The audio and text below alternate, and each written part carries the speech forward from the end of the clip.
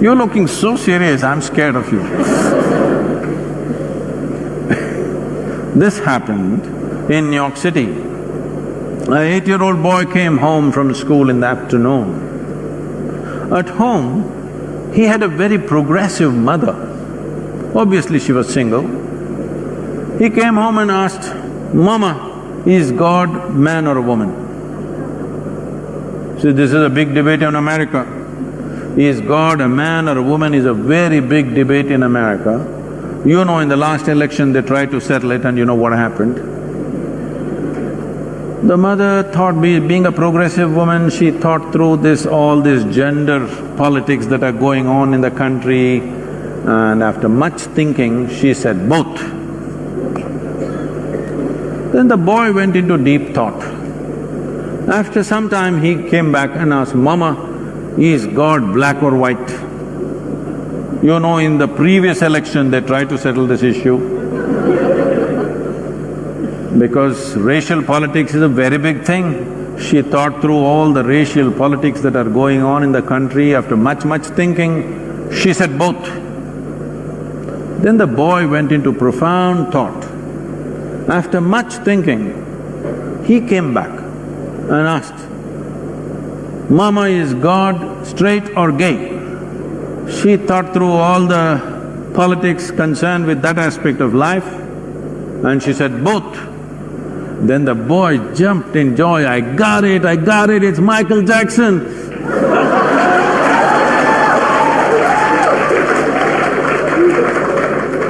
I don't know how you arrived at yours. You must understand, this is a godless culture. In this culture, we always told you your life is your karma. Yes or no? You've forgotten? In this culture, we always told you your life is your karma. This means your life is your making. There's nobody managing you from there. Your life is entirely your karma.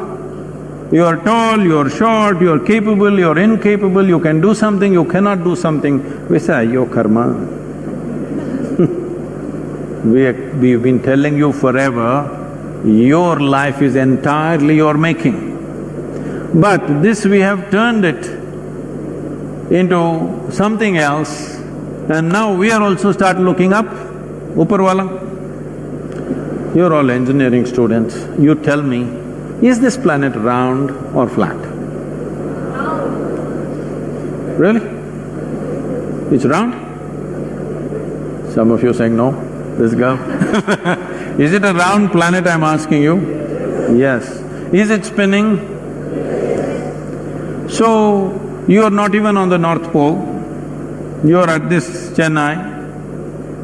Here, if you look up and the planet is spinning, you are inevitably looking up in the wrong direction. Hello? You don't even know which is up. In this cosmos, do you know which is up and which is down? Hello? Is it somewhere marked this side up? Can you ever figure out which side is up in this cosmos? No. Then you're looking up at what? When you do not even know what is up, how do you know who is up?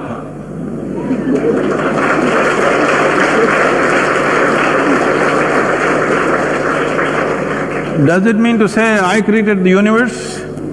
No. Obviously, before you and me came, everything was here, isn't it? So now, you must at least say, I really don't know. The problem is, somebody is a theist, somebody is an atheist. They are not different people, just different clothing, same nonsense. One person believes what he does not know in a positive way, another person believes what he does not know in a negative way. Both of them are believers of something that they do not know, isn't it? What is the problem? I realize that is a virus. That you cannot admit, I do not know. It's so wonderful of you, so human of you to say, I do not know, isn't it? If you do not know, if you realize that you truly do not know, your intelligence will be always alert, it never sleeps. always, every moment of your life. Even in your sleep it will stay awake if you realize, I truly do not know. This believing has made you just eat pongal and, just become lethargic. The world has become lethargic. When I say lethargic, not physically, intelligence has become lethargic because they believe something. Everybody believes some nonsense. Can we be straight enough? The youth of this nation, I'm asking you, the youth of this nation, are we straight enough to say, what I know, what I do not know, I do not know? Is this okay with you? The youth of India, I'm asking you.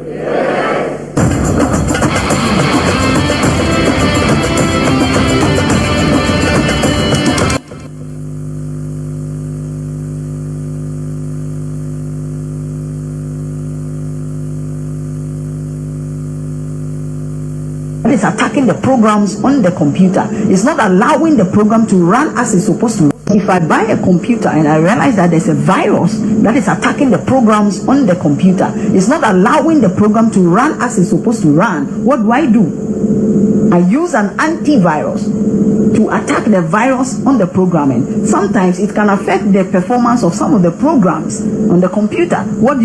You reinstall the programs onto the computer so that it can work effectively for you. So the programming that has been done for us for many years through memorizing. So let me put it this way. So the same way you've used computer as a point, or let's say a reference point, yeah. Can you really adjust that to how we've been programmed with that memory verse? So you said the computer has programming, if there are virus, you have to do antivirus. So what do you mean by we reprogramming ourselves? What do you want to mean by that? Example, blessed are the poor,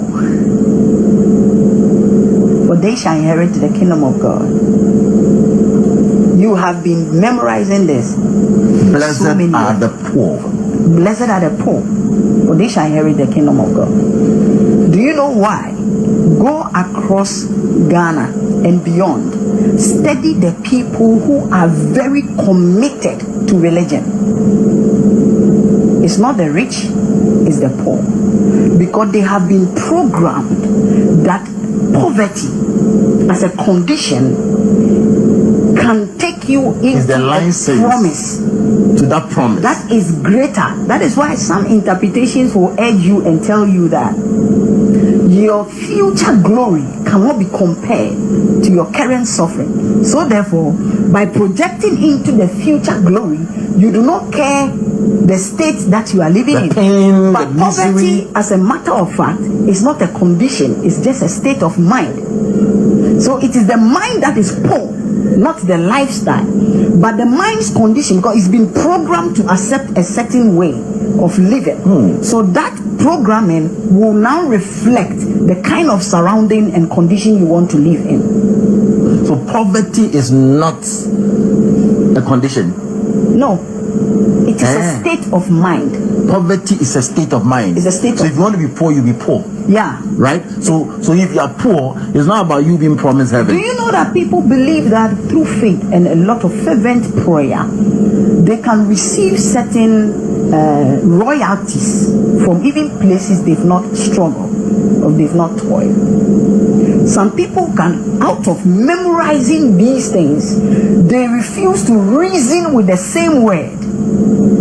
So because of the program, we refuse to reason with the word. So talk to us. Now, we must know that there are certain things that people attach certain sentiments out of faith, out of certain belief system to. So much so that they believe that they need a certain external power to be able to manifest simple reasoning, to be able to manifest simple hard work. So much so that simple agricultural techniques, they would rather go and pray. They would rather call on a God somewhere to come and do it for them instead of just using a normal natural mind or intelligence. So checking the seasons, knowing that this is not the right time to plant maize, he would rather pray even that dry season and still force the maize into the soil. Forgetting that there are people who have not even come to the knowledge of your faith, yet they are able to do well in the same field that you find very difficult to be progressive if there is no external influence or energy or power that you call God. It doesn't mean that the concept of God is bad, no. But we have cultivated a habit which has registered into the subconscious. It's part of the programming. When you tell your child that what you are doing is wrong, you are hurting your brother, and your brother will feel the pain of what you are doing to him. So you don't have to do it. Go and apologize to your brother. It's a programming you are giving to the child. You are programming the child that you are doing something to a brother, and that brother equally feels emotions, has emotions, and will feel the pain. If you tell your child that what you are doing to your brother, God doesn't like it, and God will punish you for doing this to your brother, it's a different form of programming also. Instead of using personal feeling and the pain, you're rather referring that thing to God, that God rather doesn't like it. So this child will grow up and will offend his or her neighbor and will go and kneel down and pray to a God because he or she believes that he has offended an external God that will punish him or her, but not the brother, because it's a program. Over the years, your mother and your father has been telling you, like when we went to Kumasi, I asked them, how many of you were born Christians? We had majority. You see, how many of you were born Muslims? How many of you were born traditionalists? Then I asked them, were you truly born a Christian? When you were coming to this earth realm, were you tagged a Christian, a traditionalist, a Muslim? Somebody told you that you are a Christian because you came into a family, you came into a society. This is where you pick the programming of I am this, I am that, I am this, I am that. If you weren't born into a Christian family, you will never call yourself a Christian. So it is a programming you have received that make you feel that you were born with a certain belief system or born with a certain faith. So the programming we are talking about is something that we must keep reciting to ourselves. That we have to work on it. Let me go back on this child example you did. So if I am training my child today, if any of them offend the other, I should rather tell them, apologize to your brother. Exactly. As you hate your brother, it is paining him. Yeah. So the same thing. He's feeling the pain. You're feeling the pain. So you shouldn't refer to a certain God that no. God will punish you for doing that. But rather tell the child that your brother is feeling pain.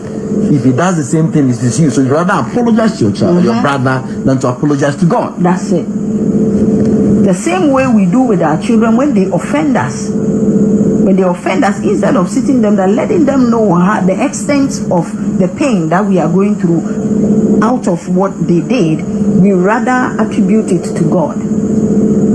This thing that you did to me, God will never forgive you. No, he didn't do anything to God. You are programming the child to feel that whatever the child does, he is offending a God external. It's the same programming we were given, that the sins of Adam has been visited upon generations and generations. If you are a father, you have a property, and that property is for you. You share the property to your children, and then now you have a problem. You are in debt. That is where all your children will also have to come together and gather resources to support you. Is that not it? Assuming you are a father, you have a property, you didn't share it with any of your children. Squandered. You have not even squandered it. You still have your property. Yet, when you go in debt, you call all your children and tell them that this debt is yours. Make sure that you settle the debt. Will they be happy? No. So why is it that Adam's property was not shared upon every generation, but his sin was shared upon every generation?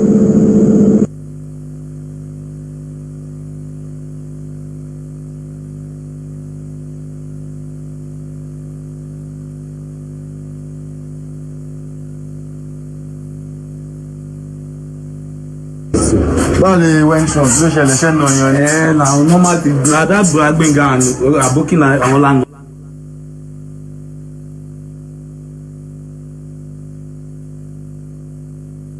Ológun now, he know about am. I don't know.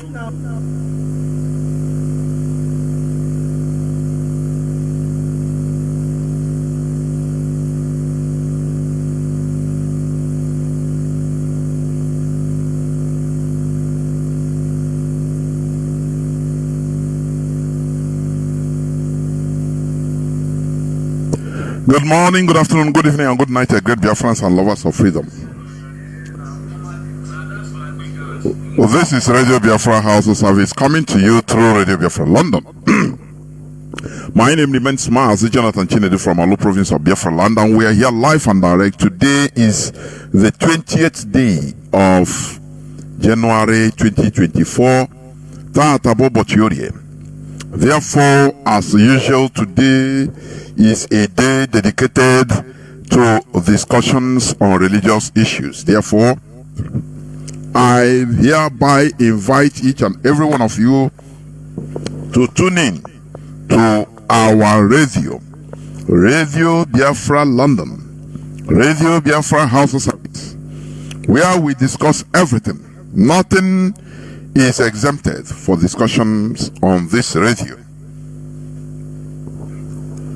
You can tune in via our FM frequency modulations in Biafra land, in parts of Biafra land, on CHK 102.1 in different places of Biafra land.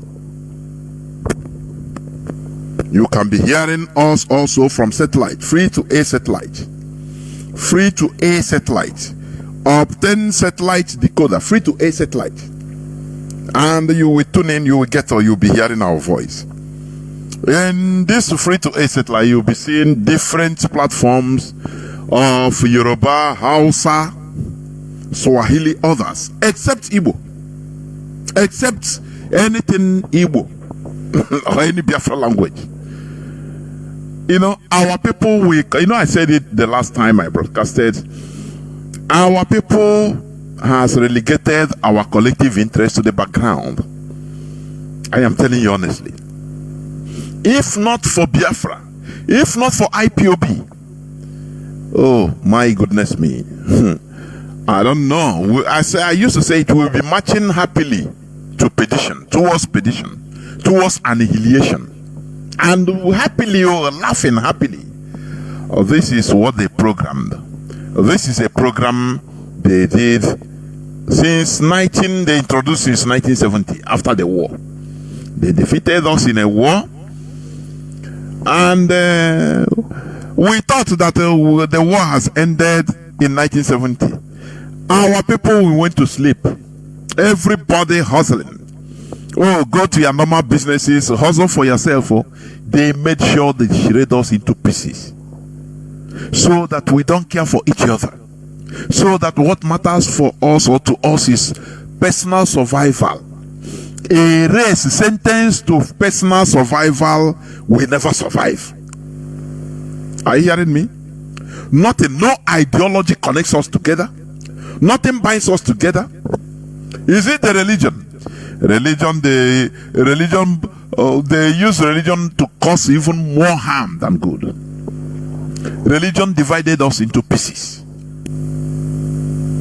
If you are not, we'll be seen ourselves as different people due to religion. That is why we are not going to shy away from discussing religion on this hallowed platform. Mazi Nnamdi Kanu introduced it. He said we must continue discussing that there is nothing that is undiscussable in this hallowed platform, including religion, because there lies the main cause of our problem. There lies it. I am telling you honestly. Since 1970, as I was saying, our people went to sleep thinking that, oh, Nigeria. That Nigeria, we are Nigeria. Oh, everything 3R. Without knowing that was the time of where total, conquest started. Total conquest, programming just for total conquest as a people. It is very, very sad. That is why we are in this period of awakening. Are you hearing me? Both mental and physical awakening. Be proud to be part of it. Just watch in this free-to-air decoder or satellite. There is nothing concerning Igbo. You will see different Yoruba platforms, different ones, promoting their cultures, promoting anything concerning Yoruba, purely Yoruba.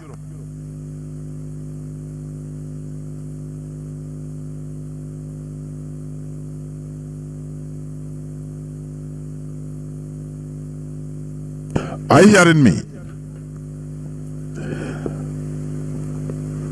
Here, we make sure that we raise the awareness. Our people forgot everything concerning our collectivity. They said, no, everybody fend for yourself. Everybody fend for yourselves. That is what the worst thing that has happened to us. The worst thing. And that is why it is difficult to gather our people. But we are happy that IPOB is doing the job, or championing the job, to restore, first of all, restore our mentalities, our brains back. You understand? It pains me. You know, this point I'm hitting, you don't know how it pains me. How can you go to satellites? Know nothing about Igbo consciousness. Nothing. You see only Yoruba and Hausa. Igbo people, Biafrans cannot gather together and say, okay, let us have a station, channels, in order to promote who we are. No way. No Igbo channels. Instead, what you'll be seeing that are Igbos there is a church. A name magic. Do you people think that we could have survived without IPOB? Without this consciousness that we are raising? Do you think so? The answer is no. We wouldn't. We are marching towards petition, abyss, happily. That is the most pathetic part of it. We are happy, marching towards destruction. But today we are highly conscious. The awakening has started. Therefore, be part of it. Be proud to be part of this. As I said, you can also download IPOB Community Radio. IPOB Community Radio. IPOB Community Radio is a very low data consuming application. A very low data consuming application. Also, you can go on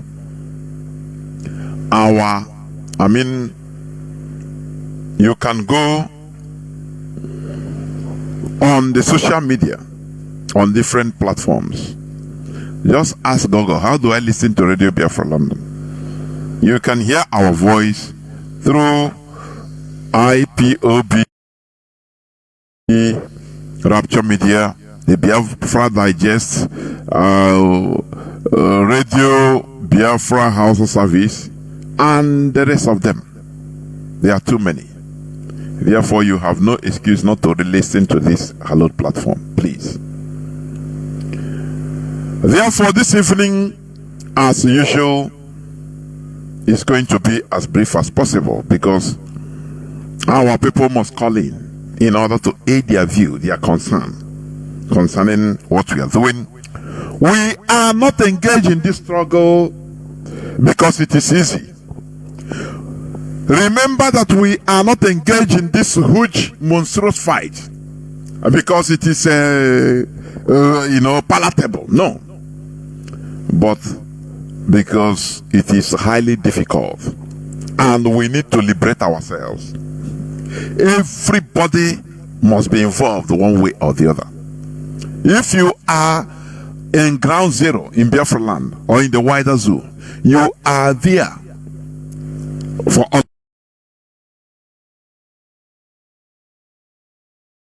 all of us.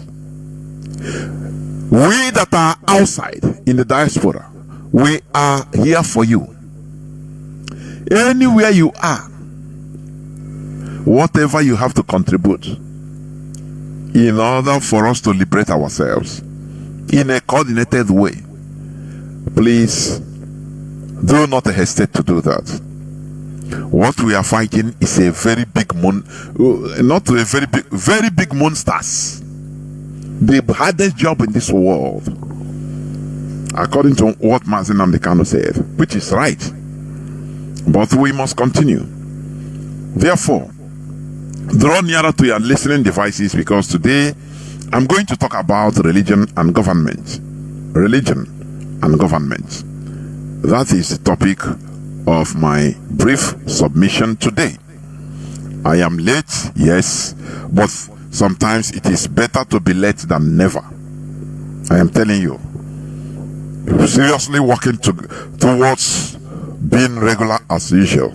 Not easy. You know. But people should understand that we are here. I can't change him. You know. Before I go to the topic of the submission, I want to read just some few news headlines, and just please, just as Mazi said about the discussions on religious issues, that nothing is banned,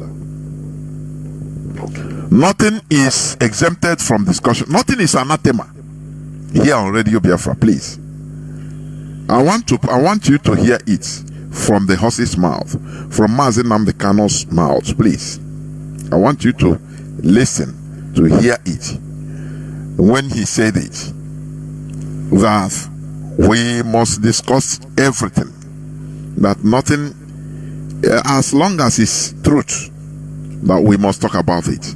Please listen. The white man said, behold, all things have passed away, everything is now new, including a man can marry a man, a woman can marry a dog. After all, a man and woman being together is the old. Everything has become new. They say Jesus came to bring everything new. Isn't it? He never changes. You know, here we discuss everything. You are a dreamer. This is Radio Biafra. If you want that type of rubbish, you go to NTA, you go to Radio Nigeria. This is Radio Biafra. There is nothing we don't discuss. It doesn't matter what it is. As long as it is the truth, it enhances our understanding and knowledge of the supremacy of the Most High. Then we discuss it here on Radio Biafra. There are no taboos. So nothing is, everything is anywhere. Are you hearing it? For people that say, no, do not talk about it. Now we continue heaping debts. We continue, we leave it, pretending that it is not there, pretending that the mental slavery that we are having is not there. Don't touch it. Now, what is the need of our struggle? What is then the need? If we can deceive ourselves that this thing will bring which kind of problem? When Mazi Kanu came onto this platform talking about Biafra, the enemies, our enemies, started labeling it, calling for war. Oh, have you forgotten that before? That name Biafra is a taboo in Nigeria. Have you forgotten? Mazi Kanu came and broke that taboo. Some people even tried, do not call that name, because that name provokes people. Biafra, no, don't use it. Use a Lower Niger company or Lower Niger region. I'm saying use this name, no, so that once we once we get that this, they will not know. We take them by surprise. Now when we enter, we take the name. Mazi Kanu said no. The only way is the hard way. Are you understanding me? The only way is the hard way. There is no shortcut. Our people are, candidates of shortcuts. They love shortcuts too. Our people love shortcuts. And that is why our people are falling into different scams and temptations. Because of shortcuts. No, people don't want to go the normal procedure. And that is why they fall to scams in religion. Once you are so desperate, in shortcut, you look for miracle. You know, you must fall into the scam of miracle because you are looking for shortcuts. Our proverb, our NDH say, now somebody tells you that no, once you call that name, Jesus, every of your problem is solved. Which one do you choose? As people that love shortcuts, they opt for that. Nah, that much I hear more. Maybe it's true. Let us go. I thought from your blessing, and now the little one, you are looking for miracle of millions of naira. But you don't know that scammer, that pastor, that so-called man of God, you are already giving him his own miracle. Because as you are looking for 100 million naira miracle, money you didn't struggle for, the pastor gather all of you. Imagine we are 10,000 people. Give 100 naira. That little, you call it little thing. But when you contribute another person, just you 100 million, like one pastor. He said that the first fruit of your month, the first salary of this year is for him as your spiritual father. Do you see what? Do you see? And the people will fall for that scam because they need shortcuts. From a wheelbarrow pusher, you want to be a bank manager by fire by force and be earning 3 million naira. But you are the one you embezzle everything. They will just call you one day. You didn't go to school. You didn't qualify for the job. They will call you and make you the bank manager of UPA in one place. And you'll be stealing money. You fantasize. And your so-called spiritual father will help you to promote that idiocy in your head. Now, if you want to achieve it, you see that little money which you got from pushing wheelbarrow, from driving keke na pepe, just come and bring it here to me. And foolishly you will go because you are looking for a shortcut. You don't know that as you contribute 100 naira, 1,000 naira, 2,000 naira, 5,000, 10,000 person is landing on the table of one person. He has become a billionaire. Everything will turn into billions. But his miracle, they are going on their miracle because they are using your head, because you are gullible, because you are foolish. Your foolishness is what is promoting them. That is the only thing. Once you stop being foolish, they will just close and fold up. Because they will know that now Mugu don't wise so. Nothing again, or nothing for us again. But because you are stupid, you are looking for shortcut. Everything is shortcut. Miracle. You are looking for miracle. Where there is no factory, you are looking for job opportunities. You are praying. Anytime you go to pray, they must say, come to God with something that pains you. You have to sacrifice with something that pains you. It's what we hear at the time. Do not just sacrifice with something that pains you. And as an idiot, as a mumu man, you are. As a mugu, as an idiot, you are. You happily, the little coins in your pocket, you go and drop it. As you are dropping it, they are calculating is amounting to millions and millions to them. That is why they go on the highest car. And you are calling it, oh, God is blessing them. No, it's you that is blessing them. Your idiocy is blessing them. Are you hearing me? Your foolishness is what is blessing them. They program you. You are foolish. They are going on, the latest cars. Those people you call your spiritual fathers, your daddy Jews. And you are saying, you are looking that, oh, God is blessing. No, it's nothing like God blessing them. It's you. You people that are blessing them. Nothing more. If people, congregation of people, contribute money for you every Sunday, you will become like them. You will be blessed like them. What you call blessing? Oh, brain is a brain now. you understand me. Oh, brain. So that is the thing. When groups of people contribute little money for a one person, that person becomes rich automatically. It's just like a government. You know, one of the reasons Nigeria is for them is indivisible. The unity of Nigeria must be maintained because one, there is a 200 and something million idiots in Nigeria that are not productive, that depend on China, you know, for everything that they wear.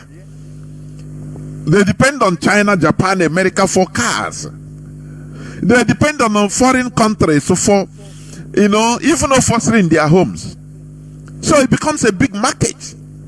When you buy, one person, another person buys. You import, you see, go to the port. Containers are landing. You think that is progress? No. That is not progress. You are dying as a country. You import virtually everything. Are you hearing me? And you think that is advancement? No. You become commission earners. Then I was here for China, for Japan, for America. I saw some people advertising cars in America. Now look at these cars. You know, who are you that advertising it? For zombies in Nigeria.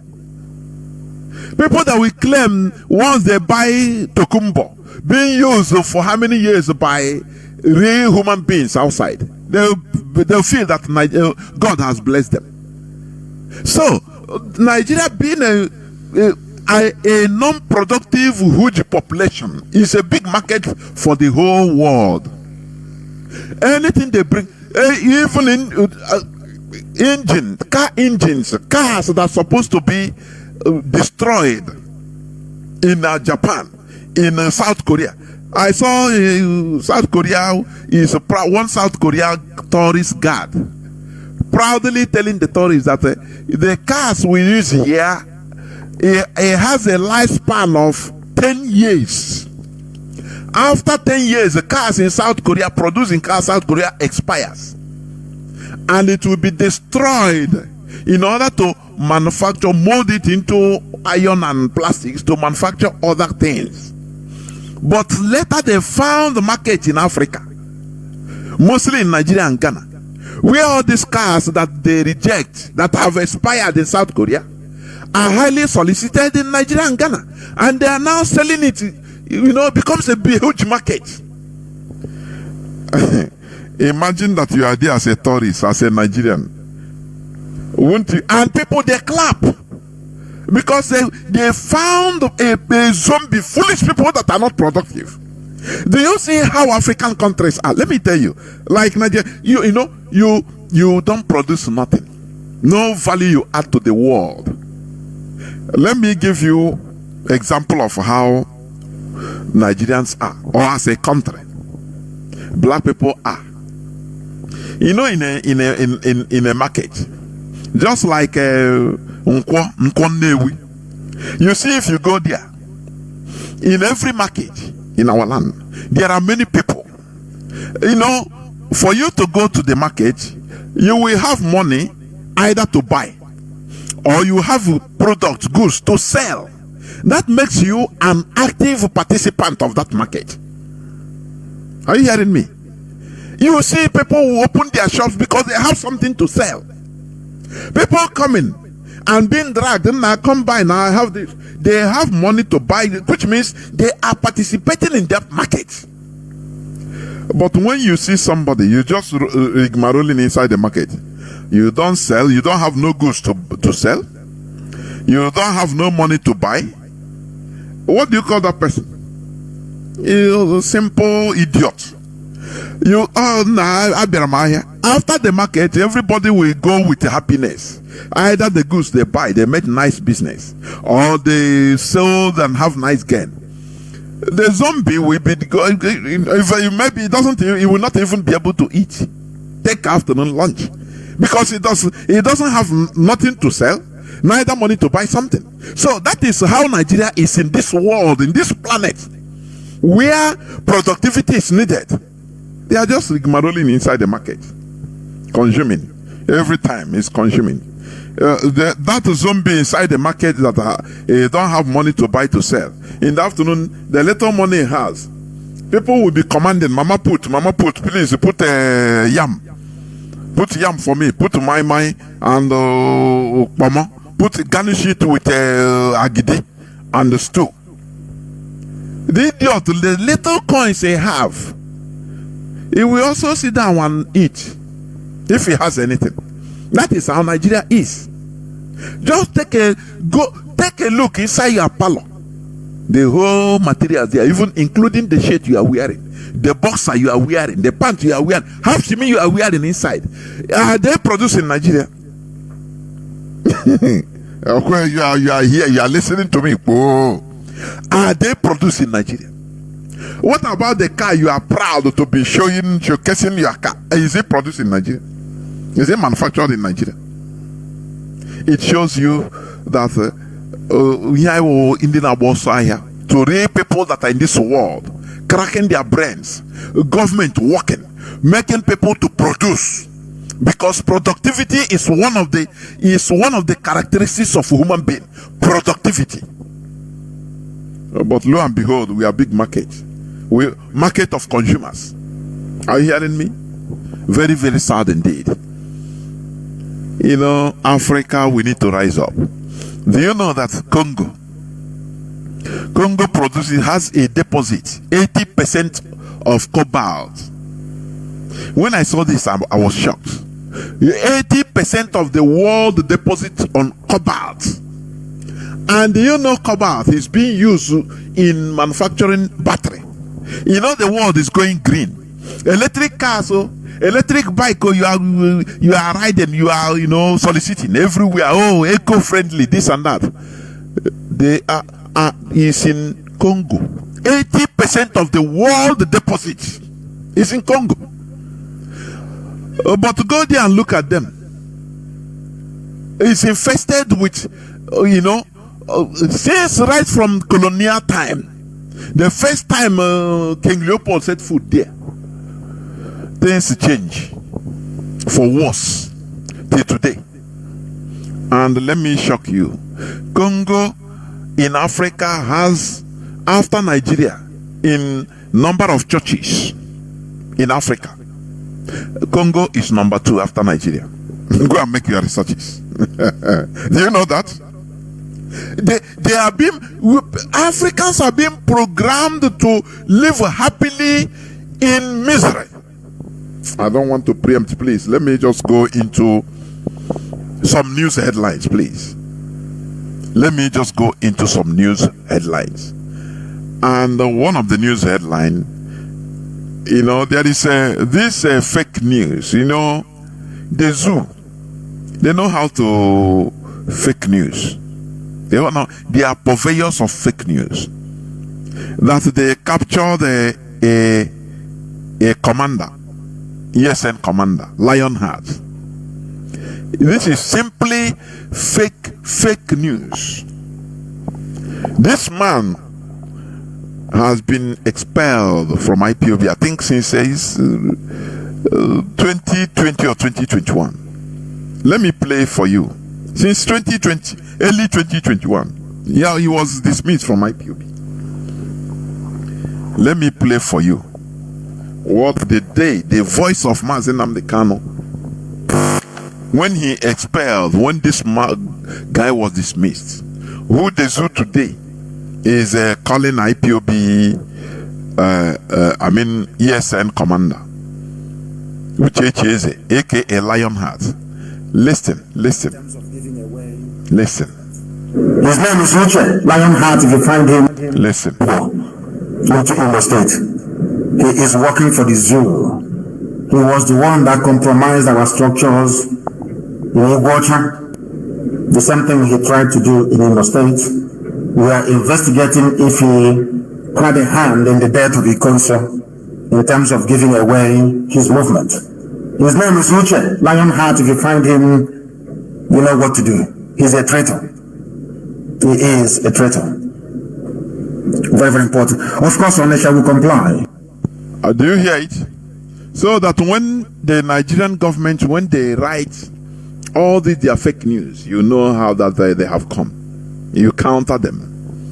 Do you hear me? Do you hear me?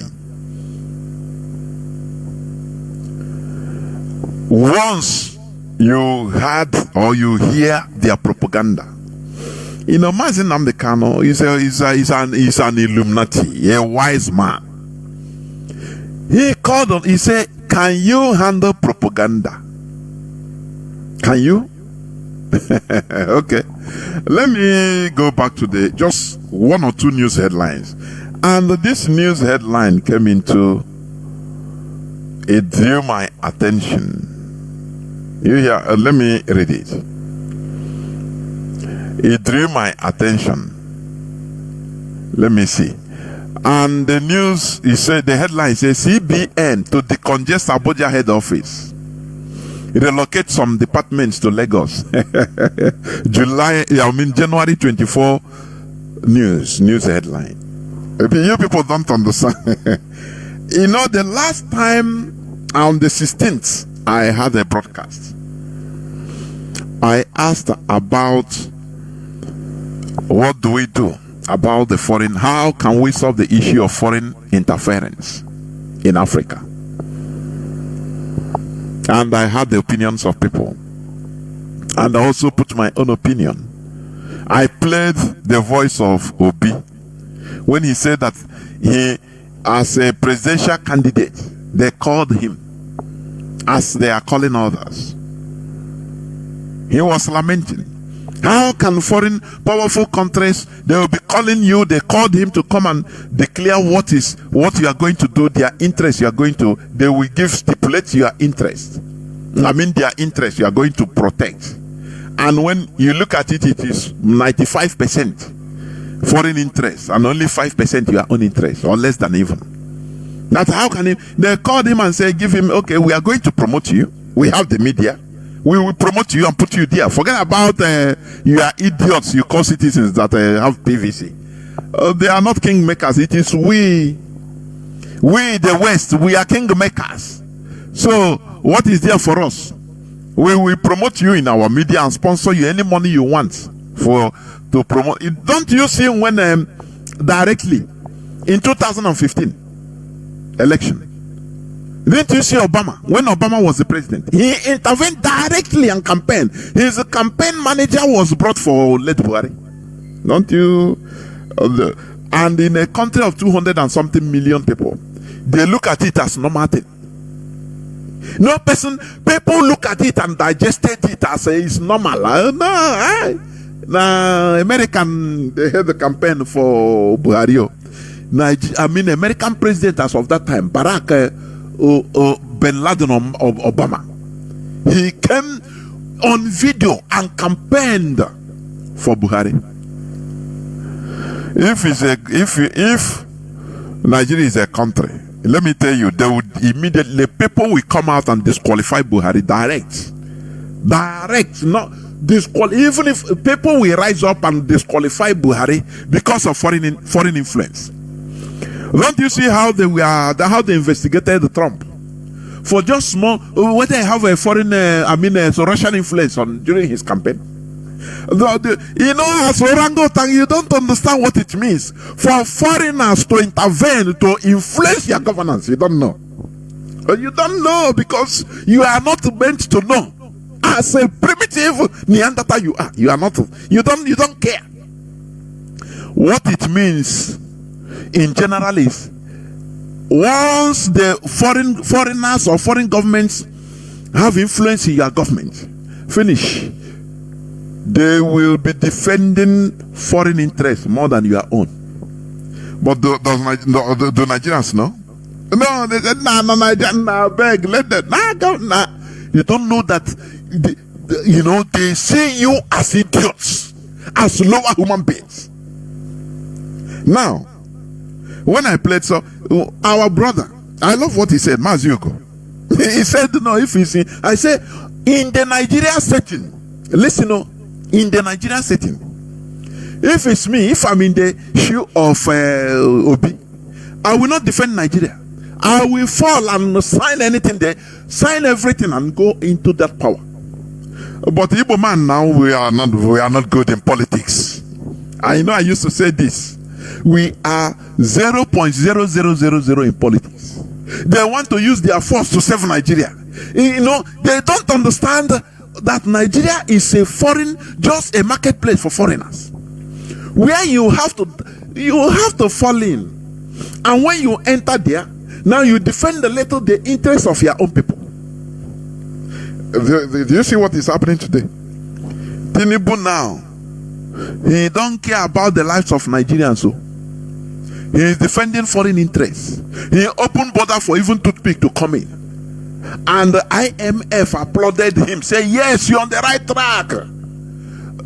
So that the little things, industry you have in Nigeria will be killed.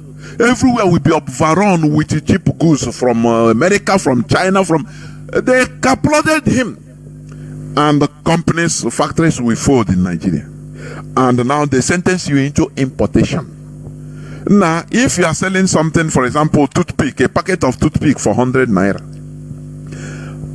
it's you that is manufacturing it. Your little industry, little industry that your factory that you created, which you had to earn money. Once you package your thing, you are selling a packet of toothpick, let's say 500 naira, and it is moving small. People are buying. Now they see foreign one that come from America being sold at 200 naira per package, and even in have a things that is more attractive than yours.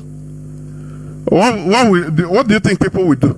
They will abandon you and say, "Nah, come on, let us be buying this one," and you will fold because no more market. The foreign ones that have been imported have devastated your own. Cheap price, more betterly produced.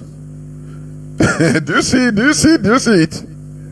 And you will fold. And people that are working, maybe you had 10 workers that we are earning salary from you, from your factory. All will go home, being unemployed. Many of them now will turn into kidnappers. Do you see, when you see all these policies written in paper, what is happening, you don't understand what it means. The impact it's having on people. You don't understand because you are not meant to understand. You don't have, your brain is not developed enough to understand all these things. But here on Radio Biafra, we expose them. Now, as Obi refused, you want to save Nigeria. Onyibo. You know, we say we sabi, we know. This struggle made me, I know that Igbo was zero. I want to hear him. I want to hear it. Oh, just on your cacatori, law, meaning law, con law, with a go tissue, with a or your own. If you need to on nothing again, and one on yours, nothing. Now, Tinubu accepted the whole thing, and his sins are hidden by America and other countries. His crimes are now forgiven because they are using him. They know he's their man. And you know that day I said this.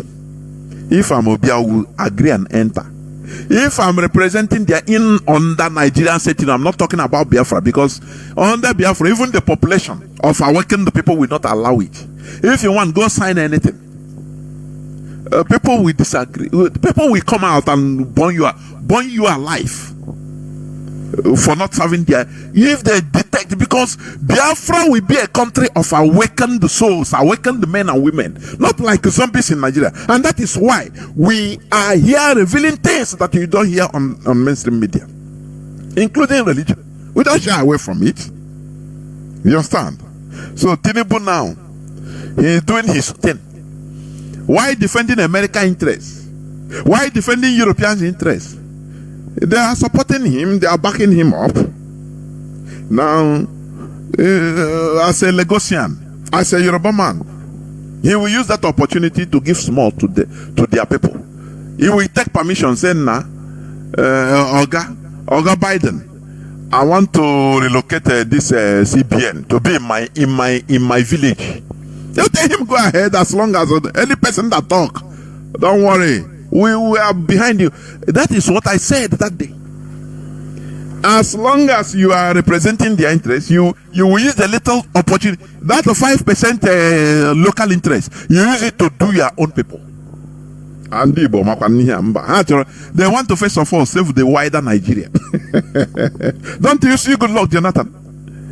He entered there, he started building Almajiri school in order to buy their heart. They don't know that their hearts are unbuyable. When Britain cannot buy their hearts, the hearts of the Emirates, Sokoto Caliphate, it is you, Onyamene, that can buy their heart. They will be eating you and laughing and promising you that don't worry, we are behind you. Wait now, let the election come. Honestly, I don't know one dara. I want nothing. I want a brain. Political brain on nothing. I want nothing. Tinubu now is gradually drawing CBN, Central Bank of Nigeria, Ebe Gono, finance, go Bubata Lagos, and he will do it. But I saw the headlines. Ariwa, you sworn against relocating CBN. Controversy trace CBN decision to relocate disquiet in CBN plan. That is a Northern Elders Forum false relocation of. Do you see? Oh, Chineke. Do you see? Where are you? Follow Now we don't care. People that doesn't bow me people. If you imagine that is a bill that enters there, he will first of all, he will try to satisfy. They will deceive him, say, hey, they will warn him. Hey, make sure that you get the heart of Northerners first, too. In this your first time. What they use in deceiving, good luck, Jonathan. Make sure you get the hearts of Northerners so that they will trust you. Now, when you come the second time, now you can look at the South, your region.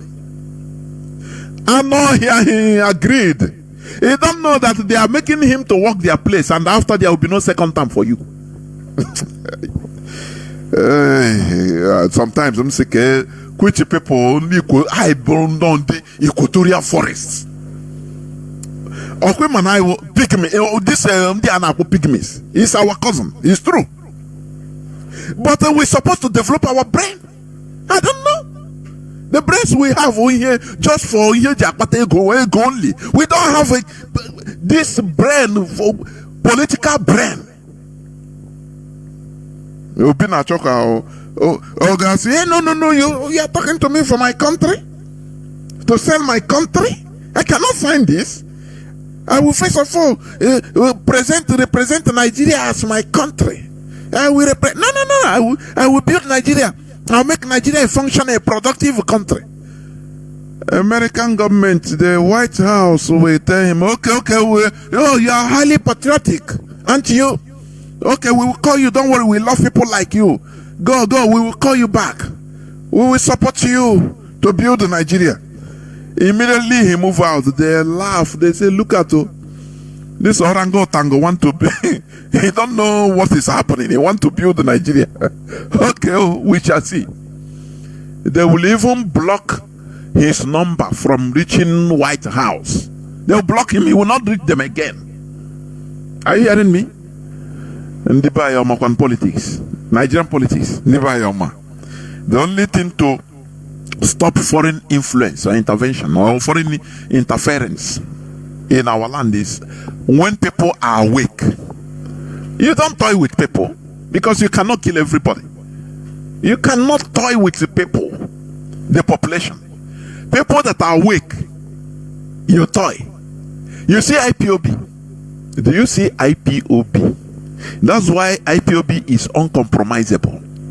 Any person in the leadership, even Mazi Nnamdi Kanu tomorrow start talking somehow.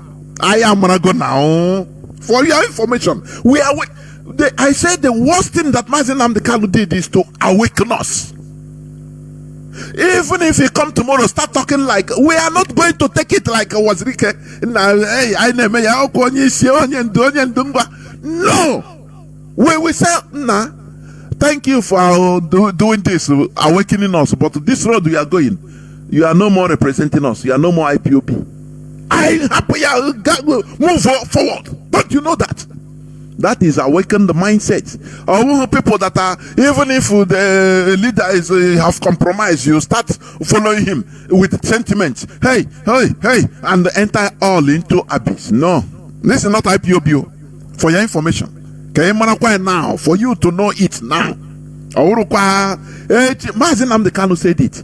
He made a provision for checkmating himself as a leader. He said, any day I come out and start saying, when a case here, mayor, and I have a zen and car, and when a case here, mayor, and I buy zen and Napoli, do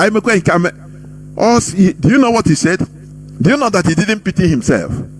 Because Biafra number one, not Mazi Nnamdi Kanu number one. Biafra. Our focus is Biafra. He is our leader, yes. So that if he come out and start doing, he said, do you know what he said? He said, somebody behind me should cut off my neck. He didn't say, no, arrest me or chain me and move forward. No. Because they know if they chain him, he can still cause havoc. He can still talk to some people with sentiment, and people with sentiment will follow him as our leader. Now you see, do you know, it's him now. He said, cut off my neck and move on until you reach Biafra. Do you know what that thing means? So that is the worst thing we have done in opening our eyes, so that we checkmate any idiot that we come and start talking like this. Join his eyes. You don't know. You don't know. Our focus is going to Biafra. Nothing more. That is it. So we must continue. So you see how politics work. Do you see how politics work? Tinubu entered there. Now, little by little, he will relocate. He's relocating CBN. Maybe another time, before you know, he will relocate the NDA office. He said no, they should have a cantonment or another headquarter in Lagos or in Ibadan. Oh, that is how it is done. But the Igbo politicians, do they know anything? They want to go on with the open heart to save Nigeria. That's why we are being scammed even in the church, because we use our heart without reserve. In this world, you must have a reserve. You must be reserving, in case. But our own, we thought that the way we do business without reserve, invest money and it will pay. That is how things are in politics. you know, everything you put here, no, let us save Nigeria, you carry your heart to put. Whereas people that you are trying to save Nigeria with, so-called, are all, tricking you, saving their own people, saving their own selves. They don't care about you, the wider Nigeria. Don't you see,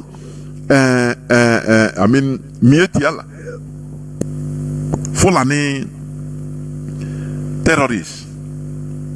They say they are having is it mobile vigilante?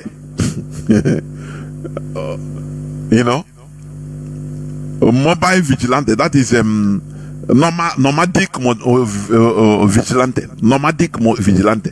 They are nomads. So what does it mean? Their vigilante covers every day. Their terrorist army will cover everywhere, every part of Nigeria. Is it today they started it? The answer is no. Since 2015, when people every side is forming vigilante, Amoteku, this and that, it's only governors in Igbo land they refuse. They trust Nigeria, Nigeria police, Nigeria army. But when Mazi Nnamdi Kanu now painstakingly formed our ESN, it is that time, therefore, Mahi and Co. started forming, they formed Ebubago in order to counter, to start fighting ESN. That is the thing. That is how hopeless our people are. Our land has become highly hopeless. So, let me continue on another news headline, please. How Nigerian security agencies allegedly protect armed herdsmen in more than 12 southeastern states by Amnesty International. Why wouldn't they? When when we are saving Nigeria. Do you know that the Fulani is the only race, tribe in Africa that has a standing army? Do you know that? Do you know that Fulani, they have a standing army being sponsored? What they call bandits is a Fulani terrorist army, jihadists. They are standby. Any country that mess up with them now, they invite them. They invite them to go there. That is how they come to Nigeria, and also be recruiting Almajiris local in Nigeria. That is with sophisticated weapons. You don't ask yourself who is sponsoring them. No arrest has been made. They tell you they have terrorist sponsors in Nigeria. Where are they? In Nigerian government, in Aso Rock, in high places. They have succeeded in being there. That is why they are they are on the rampage. You, what do you have? The one we have as ESN. Our Igbo politicians are trying to thwart it. Our people are, some of our people are trying to sabotage them. You see that sometimes these are people, whether we need we merit pity. How happen go into petition as a religion? Why? Our abductors were Fulani headsmen carrying AK-49. That's it. Enugu kidnappers. Our abductors were Fulani headsmen carrying AK-49 rifles. Enugu travelers narrate ordeal, confirm paying 2 million naira ransom in our land. Fulani now, they come in our land and abduct, kidnap people, kill some, with impunity. Let me read it a bit. Some wedding guests kidnapped at Mkpunato Mkpologu, also one in council area of Enugu State, have slammed the Enugu State Police Command for claiming that they were not kidnapped by gunmen. One of the victims, who identified himself as Ikenna Duigwe, told the Sahara reporters on Saturday that his family paid 2 million naira ransom to his captors to secure their release. Narrating the unfortunate incident, Duigwe explained that they were on a bus going to traditional wedding ceremony at the local government area of Enugu State on December 27, 2023, when their vehicle was attacked and they were abducted. He said that they spent 3 days in the bush before they were released by kidnappers, regretting that the police made no attempt to rescue them. How will the police rescue? How? We are asked, the Fulani, the terrorists are on top, giving orders. Are you not ashamed? But you want. Instead, the commissioner shamefully came out to deny the abduction, to give the impression that Enugu State is the safest place to be in Nigeria, when in actual sense Enugu was under siege of kidnapping. You see that? On their ordeal in the hands of the kidnappers, he said that their hands were tied to the back and they were starved for 3 days, adding that they were taken from one location to the other in the bush. We are in a bus which was conveying us, okay? 7 of us were kidnapped into the bush while others escaped. In the bush, they tied our hands to the back and hit us with machetes. We didn't eat for 3 days. They were taking us from one location to another. From the intonation of the kidnappers, they were Fulani headsmen carrying AK-49 assault rifles. We paid 2 million naira ransom before they released us. Can you imagine? You have maybe Igbo kidnappers in Castina kidnapping Fulani people. Just listeners here know what will happen to Igbo people there. And they come out, those Fulani, those Northerners come out to say it's Onyamini. They know it's Igbo people. They will kill every Igbo man there. But you now, as a coward you are, Onye will be God. You see this kind of heart is a killer heart. Where we have this Obi Koronko against ourselves. That's why I call our people, we are primitive.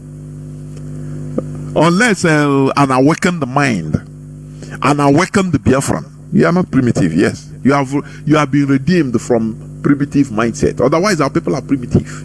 I am telling you. Where you will see them doing something with a alacrity.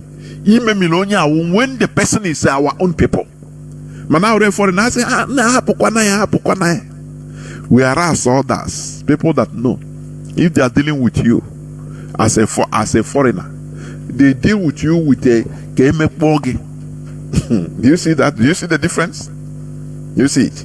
Imagine that it is maybe an Hausa or a Northerner that came out, paid ransom and came out and say, the people that kidnapped him are Igbo people. You know, just imagine, you cannot imagine what will happen. It's unimaginable. They will destroy Igbo people's goods and properties everywhere in the north. It will be everywhere in radio and television, in the media, Nigerian media, that Igbo people, they are kidnapped. Look at what they are doing in the north. They are the people that we are in a mess. So, and the mentality we have is a very fundamentally flawed mentality. I am telling you. Okay, let me go straight to the topic of today's discussion. The topic, as I said, religion and government. Do not forget that today is the 20th day of January 2024. That's about Bochori. When we talk about religion, you know, human being, there is no way you can stay without religion. Even being irreligious is also a part of religion. You understand me? Being irreligious is also part of religion. You know, this word religion came out in 16th century. Before, there was nothing like the English word religion. You know, many words came out through different things or for different reasons. This word religion came into the English syllable, English lexicon, when Martin Luther started questioning Pope in 16th century, when they protested the origin of Protestant church, or the church you call Protestant. You know, you say something without even understanding the meaning. It means, when you talk about Protestant, it means the church that protested. They challenged the teachings of Catholic Church. They challenged their modus operandi. They challenged their lordship. And that is why they is Protestant. Because they were Protestants. And you know, we are saying it's part of history now. It became very light. But let me tell you, it caused wars in Europe. Do you know that? It caused bloodshed, heavy bloodshed in Europe. It's just like people moving away from separating from a country, just like we are fighting for freedom. Because that time it was the Pope that was the Catholic Pope that was the King Maker. Do you know King Maker? The dukes, the kings, Ndieze, in European kingdoms, they all bow to Pope. Are you understanding me? Any person is saying you are not going to you are not going to be the king today. His word is just like the word of God. Are you hearing me? And the time came, some people, one man started, because things start with one man or a group of people. You know, something will continue until a time somebody will say, no, this life, we are this type of thing. No, we shouldn't be. He can pay the ultimate price, but it will stir up others to revolt. And that is what happened. Immediately during the Protestant period, that was the time the word religion came into English lexicon, in order to demarcate, to differentiate people that are our own Catholic and disorders. You understand? That was the time religion came into English lexicon. Before, they know people with their culture. Judaism was not seen as religion before 16th century. It was not religion. It was seen as their described as every people have their tradition, their way of life. It was described as their tradition and culture. Finish. Because every people you go with your way of life, the way you eat, what you eat, you swallow. The same way, how do you pray? Do you have a God? Do you pray? Yes, we have our Ikenga. We have that is not even regarded as religion. It's your way of life. Everything is encompassed until 16th century when they started fighting, Clash of the Titans, and now they demarcated this word religion came into being from religare. You understand? Binding together. It's our own. I won't do it now. That is how it came. Remember, I'm talking about religion and government.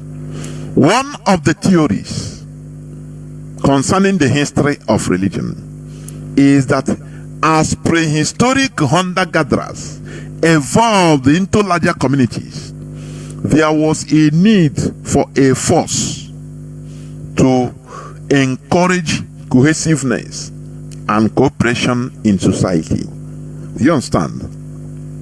One of the theories concern on the history of religion. Before human beings evolve. Anybody that tells you that humans doesn't evolve is a liar from the pit of hell.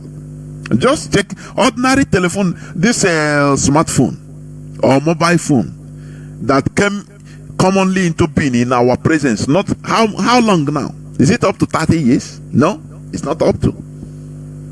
Before, do you use a mobile phone? The answer is no. It's not common. It was not. Though maybe all this American military and all military, all the advanced countries military might be using it as top secret for communication. But when they brought out something that is more higher, now they release this one to the civilian population. But before, do we know about a mobile phone? The answer is no. Do you understand me? So we evolve. Human beings evolve. Before human beings, we are going prehistoric human being, hunter-gatherers. You know what is hunter-gatherers? They are just from hand to mouth. People that are moving like a buffalo, a group of buffalo.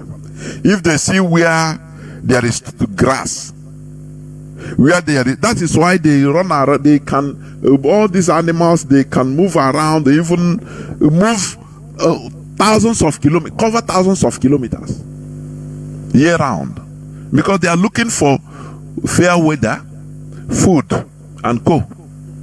Once they gather one place, they see where there is grass. Grass is growing. Maybe it's a Tanzania part of Serengeti. They will hundreds of thousands of buffalo will be there feeding. Once they feed, they are breeding, reproducing. Once they consume the food and maybe no more rain, they will move out. Their instinct will lead them to start looking for another favorable place. That is hunter gathering. Human beings were like that until they started being, producing more people, reproducing, and started seeing the need to be cohesive, to be gathering, to have one ideology. So that is it. And also, there was a need, or there is a need, to obtain answers to so many unanswered questions concerning the environment and the universe in general. When they look at things that doesn't make sense. A volcano that just erupts. As a primitive human Neanderthal, they don't understand what it is. Now they call it, it's a force of God. They can name that thing God. You understand me? And they believe Do you see how now religion started gaining space in human human field? You see that? So religion amongst other social agents, example, formal and informal education, influences and modifies the nature of society, and most importantly, the individual, by providing moral beliefs and values that must be followed. Are you hearing? Religion, among other social agents, influences and modifies the nature of society. So that when you think that maybe our discussion on religious issues doesn't matter, please think again, think twice. It matters a lot, because we want to liberate ourselves from being one-sided, thinking in just through one side. Are you hearing me? Being programmed, we want to remove ourselves from this program. That the miseries of Nigerians, or your miseries, are caused by Satan, and you continue fighting Satan. You don't see. These are the programs we want to remove, so that when we have our nation, now you will understand that you have to hold your government responsible for everything. You have to contribute your quota in building the country, not saying that public is something, public property, they know they carry them for head. This is the worst saying, the worst mantra I've ever had. Are you hearing? So that we understand that we should hold ourselves, that there is no God in heaven or anywhere, no spirit that will come to help you. It is only human being that can help you. And the more we become organized, the better.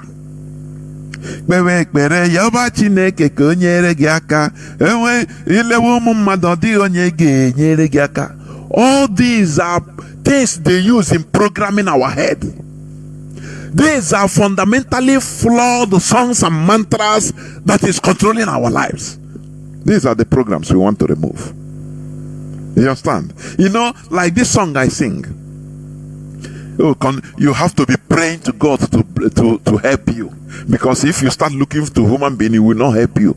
This is fundamentally flawed mantra and ideology, but unfortunately it is what our people have been upholding.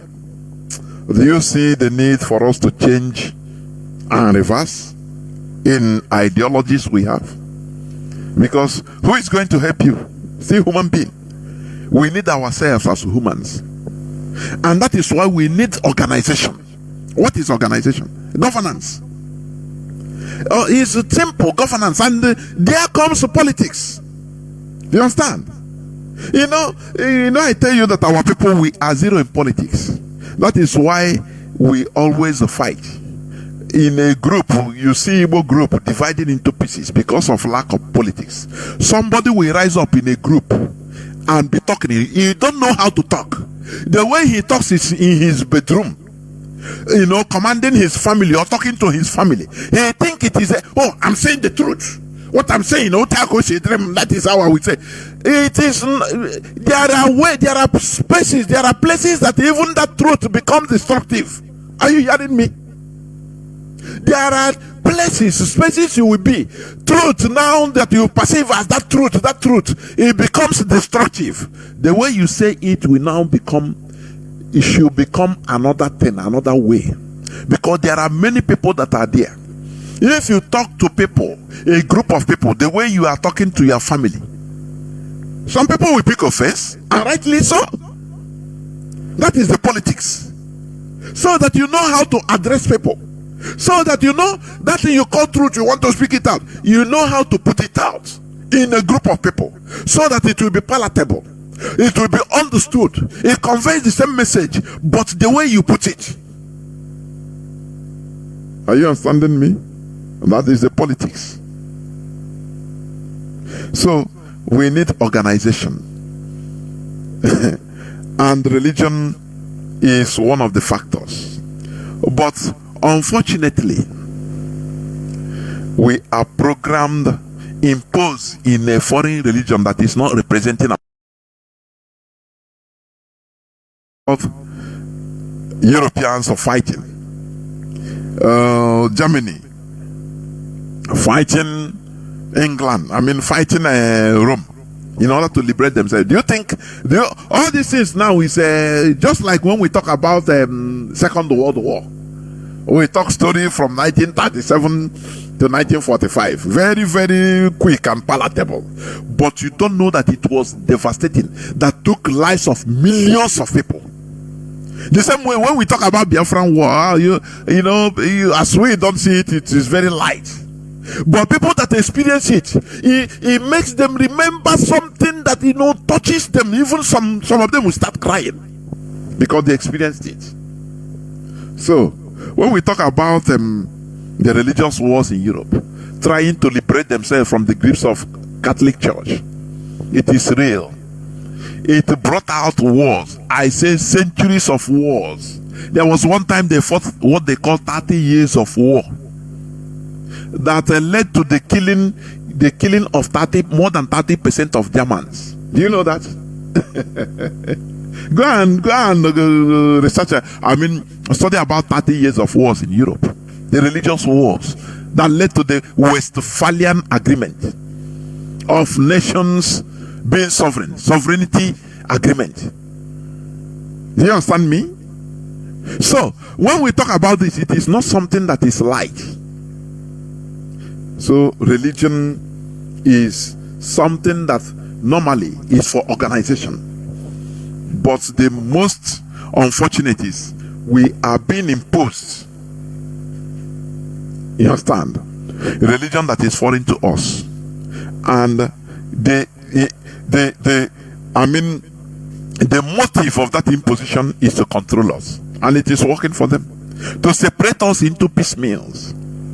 You see the religion we have today in our land, in Biafra land, because that is what we are talking mostly out of experience. It promotes fear. Fear, not fear of foreigner, fear of ourselves. So I don't know. This is not something that is maybe foreign. It's something we experience every day. Fear of your brother will kill you. Anything that happens, hey, no,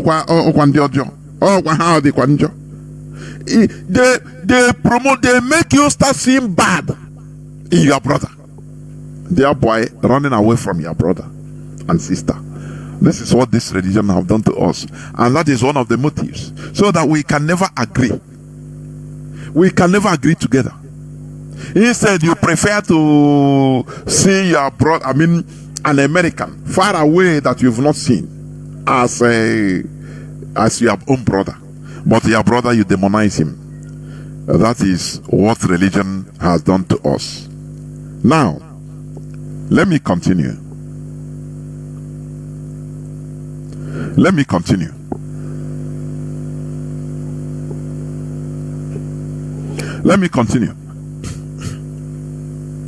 As I say, religion among social agents like formal and informal education influences and modifies the nature of society. Do you know, when we talk about formal and informal education, have you considered when you see, for example, somebody, a girl that behaves very nice, a cool girl, you say, you come from a good family, because it's portraying what she absorbed from the family, from the parents. You understand? A society starts from the family. Are you hearing me? That is the reality. And now the formal education we are receiving. You go now in school, they start teaching us that Mungo Park discovered River Niger. Do you see that? They start teaching us that Europeans came and stopped killing our people are bad, our ancestors are bad, they are killing slaves. They are killing twins. And it gone inside our heads till tomorrow. When any slightest thing, you see somebody arguing that, our ancestors they kill twins now. So the Europeans, they don't tell you that they slaughtered and hanged the village, thousands at a time, millions at a time. They don't teach you this, and you defend them. Do you see what we are suffering? The education we receive. Are you seeing it? This is why Martin Luther revolted because they are brainwashing them and having influence on them. They say, no, we cannot be Germans, English people, now be receiving order from you from Rome will be telling us what is good for us and what is not good. It generated into heavy war. And after they liberate, now every country have their own type of Christianity. They orthodoxize this. They made it their own. England came back and made their king the head of the church. Do you think deep about what it means? Do you think about it? For example, now if Biafra comes, we will make Biafra Prime Minister or Biafra Igwe our first person to be the head, our Pope. Do you see sense? Do you see how they behave? So that his word becomes a galvanizing factor. It becomes the word of God. Instead of taking order from the Pope is infallible. We say no. Our Prime Minister is infallible. Our Igwe is infallible. We take on it will be a galvanizing factor and strategy and ideology. But as long as we continue being influenced by foreigners using their ideology, if they see that you want to advance, they will use religion come. Then Pope will give order that the people that are doing this type of advancement do not teach people how to manufacture this and that. It is satanic, and their religious adherents we believe it. They will believe it. After all, they converted us. They programmed us to hate our own thing. You understand? To hate our own deities. Now they are demon. How will demon who are Jomo has in always quiz? You see it?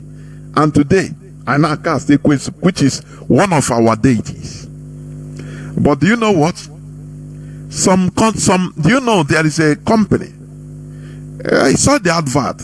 Just Zeus, Z-E-U-S or E-O-U-S. Zeus, Z-E-U-S. Do you know that Zeus is a European idol, a Greek and Roman idol, a deity? Aroshi, you call the way we call it in Igbo, Aroshi. But do you know that the way they channel it, the way they galvanize it, garnish it, it sounds sexy to the extent that our people, you don't see somebody called Lord Zeus. You don't see Lord Zeus in Facebook, a celebrity. We have a company in Europe that is Zeus. Yeah, some footballers, you will see Zeus in their jersey. You don't know what it means. They are promoting their idols. You don't know that, but you don't see it. You are on. Imagine that the mother be another Okuku. There you say, hey, your blood of Jesus, but you follow Zeus. Oh, for your information, Europeans are the people. They real worship, idol worshippers. They are Europeans. For your information, look at the days of the weeks. They name the days of the week to their gods. Monday, Tuesday, Wednesday, Thursday, Friday, Saturday, Sunday. All are the European gods. They name it after the European gods. I've explained this once in my program. Details. Even January, February, till December, all in honor of their idols. But you don't see anything bad in it. Do you? Igbos, we are the only people. Our ancestors program days as economic, the economy for economy are for unko eke ori. Days for hustling, working hard. Market days, market. That is the way our ancestors program our days, so that you don't become lazy. But you don't know this, do you? Europeans, they consecrate their days, each day, to the worship of one of their idols or the other. But you don't know this, do you? No, you don't. How can you know if you are not told? How can you know? When you don't disturb your brain, when you believe as a believer, how will you know? You believe now. You believe. Once you believe, you have stopped your brain from making researches because you know it all. I believe. Have you had an encounter with all these radical Christians that are? Don't you see the one I just some time ago? I think is it last year with one Mazi. If you are saying no, don't call my Jesus. Don't call. That is the only thing he wants, because he doesn't want to make sense. No sense, no logic. No, don't go there. It will bring confusion. No, don't. How can it bring? You are the person that is even praying for the confusion. Imagine we have these radicalized brains in Biafra. Say we have restored the country. Imagine, just imagine. And you want to make for example, you want to make a constitution in order to remove Sunday as a day of worship. I'm just giving an example. Imagine what we break loose now. Then we tell you, no, Bible said, no, you cannot. Yeah, that is where heavy war will now come. To make that constitution that we say, okay, now we have a let us make in the constitution of Biafra, it will be that one of these days will be, a resting day. I'm just giving you example. As Muslims have Friday. Hey, these people say, no, don't touch my Jesus. Say, Bible say this. Oh, hey, back and so do you see why we are trying to put logic in the minds of our people, in the heads of our people? Do you see that? So that once we restore a country, at least there will be opposition, but it will not be as powerful as it should be. We will be organized and galvanized by one ideology, our traditional and organic ideology. Are you hearing it? Are you understanding it now? So that the people will not receive order from Rome in order to bring a problem, to be armed by Rome and England because of their church. They are going against their interest. They say no. Or they will supply them arms in order to cause confusion in Biafra land. Do you see that?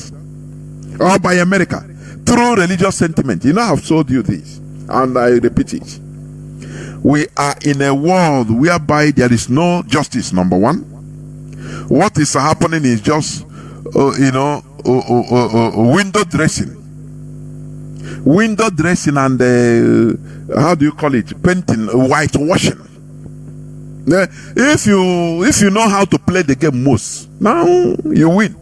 That is it. Whitewashing. Only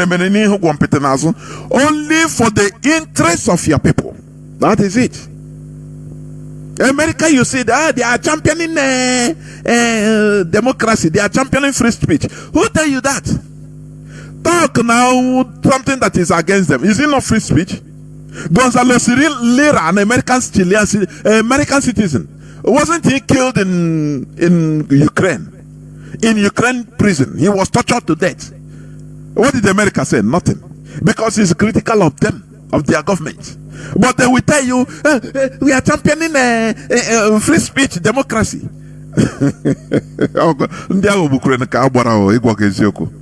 So we need to play along in this world. Not to allow anything to thwart us as a people, including religion. Do not allow religious sentiment to be used against your brother by foreigners. That is what we preach here.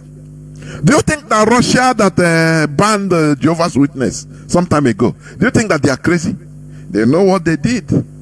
Because they saw that foreign intelligence is coming through that religion, through that church, establishing, acting, the spies are coming through there, trying to stimulate their people, activate their people to disobey the government. Do you see that? Do you remember when I read a news here about one reverend sister that was expelled from India, an Italian reverend sister that have been in India working, they say it's a working grace work or humanitarian work, helping the poor in Israel, in India for more than 50 years. This last 2023, they refused her renewal of her visa, of her stay. They deported her. They know why. But for you now, if it is in Nigeria, if it's in Africa, they would say, hey, people will rise up. No, he's helping the poor. No, don't deport this woman. No, Nigeria, you are evil. The government is evil. No, you can. Oh, but they know more than you. They know what they are doing. What you call good is doing. The good is doing.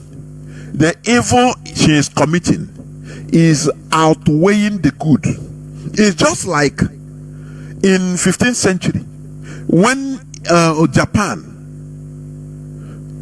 started killing Christian Japanese and missionaries, slaughtering them. But if you are at that time, hey, you say no, this is, hey, praise, they are antichrist. Oh, they are evil. But today, don't you see the result? Had it been the Japanese king called Tokyo, had it been he didn't do what he did, by now maybe Japan will be like Nigeria. Everybody onye buru Bible nke agara n'elu nke agara n'ala, and that's again the same thing. They will hate themselves as brothers. They will be telling the whole world that the ancestors were evil. The same way you see Igbo people, one mini orashi, 1 mini village, no na la to the land the ancestors suffered to get for them. Ramango, but still they will be condemning their ancestors in the face of the world. Which kind of people are these? Sometimes I wonder which kind of people are these. Even the food their ancestors discovered, they are still eating it. But still, our ancestors can swing twins now. They are evil. But you don't come out and say, no, I'm no more from my village. You still answer your papa name. You still go back to build a house in your village, in your fatherland. Your land, your father's land, where your ancestors, hustled to get for you. Aren't you supposed to be ashamed? I ask you, oh ye Neanderthals that don't have brain, don't you need to be ashamed of yourself? You condemn our ancestors in one hand, but you are enjoying what they brought for you.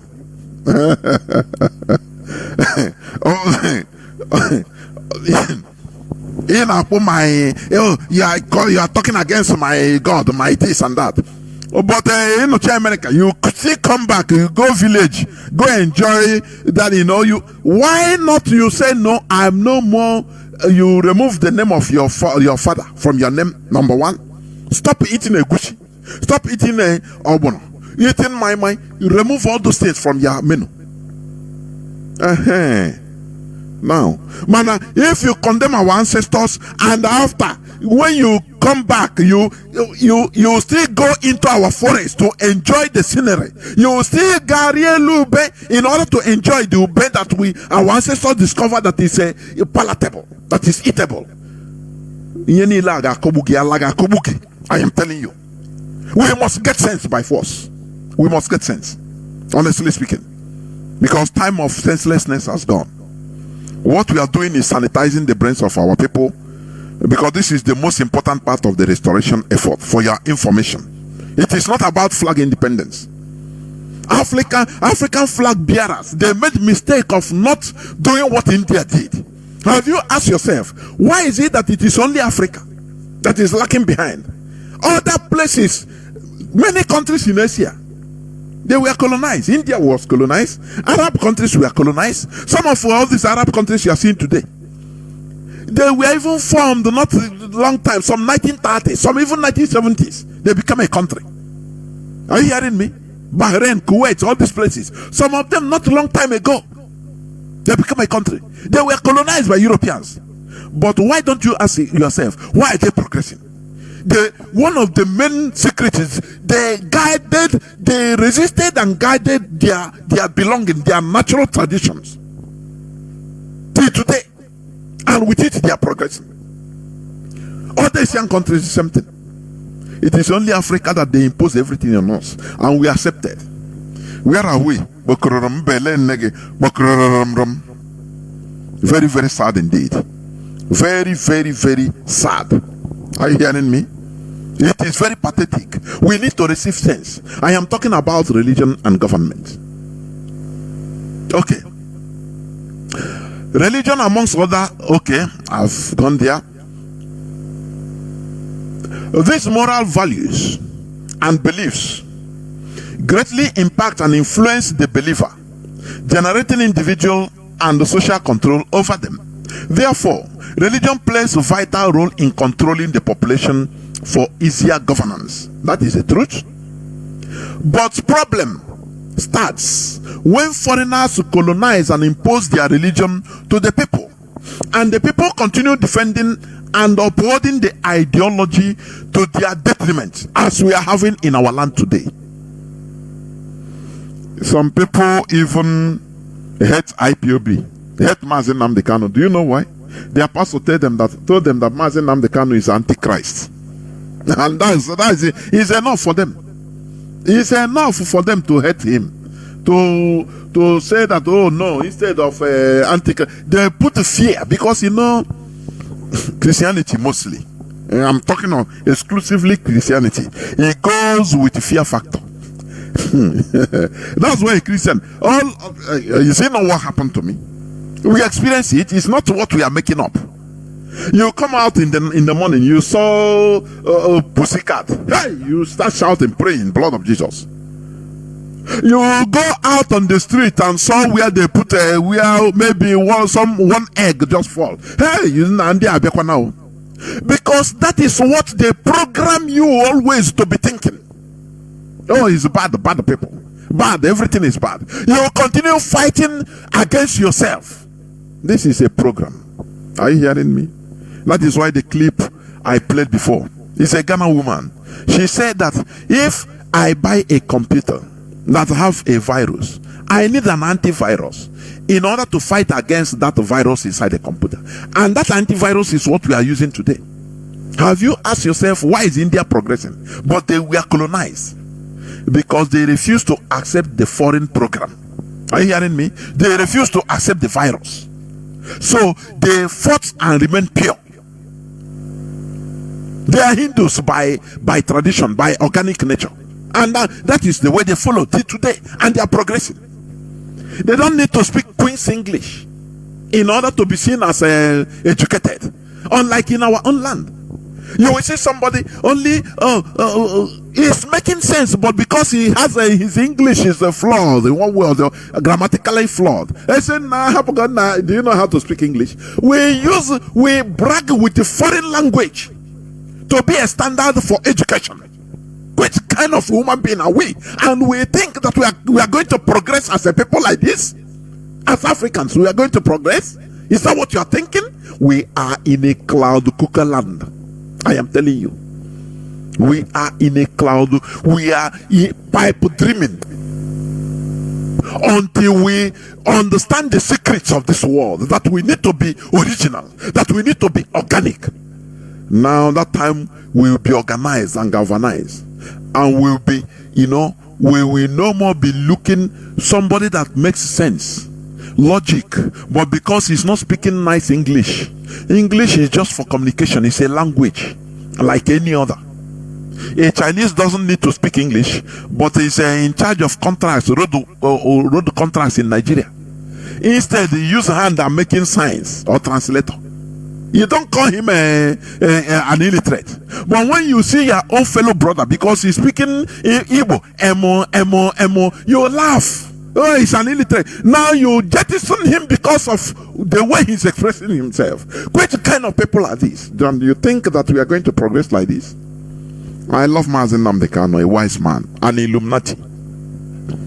He said that when Biafra comes, that we are going to make laws in our own various languages.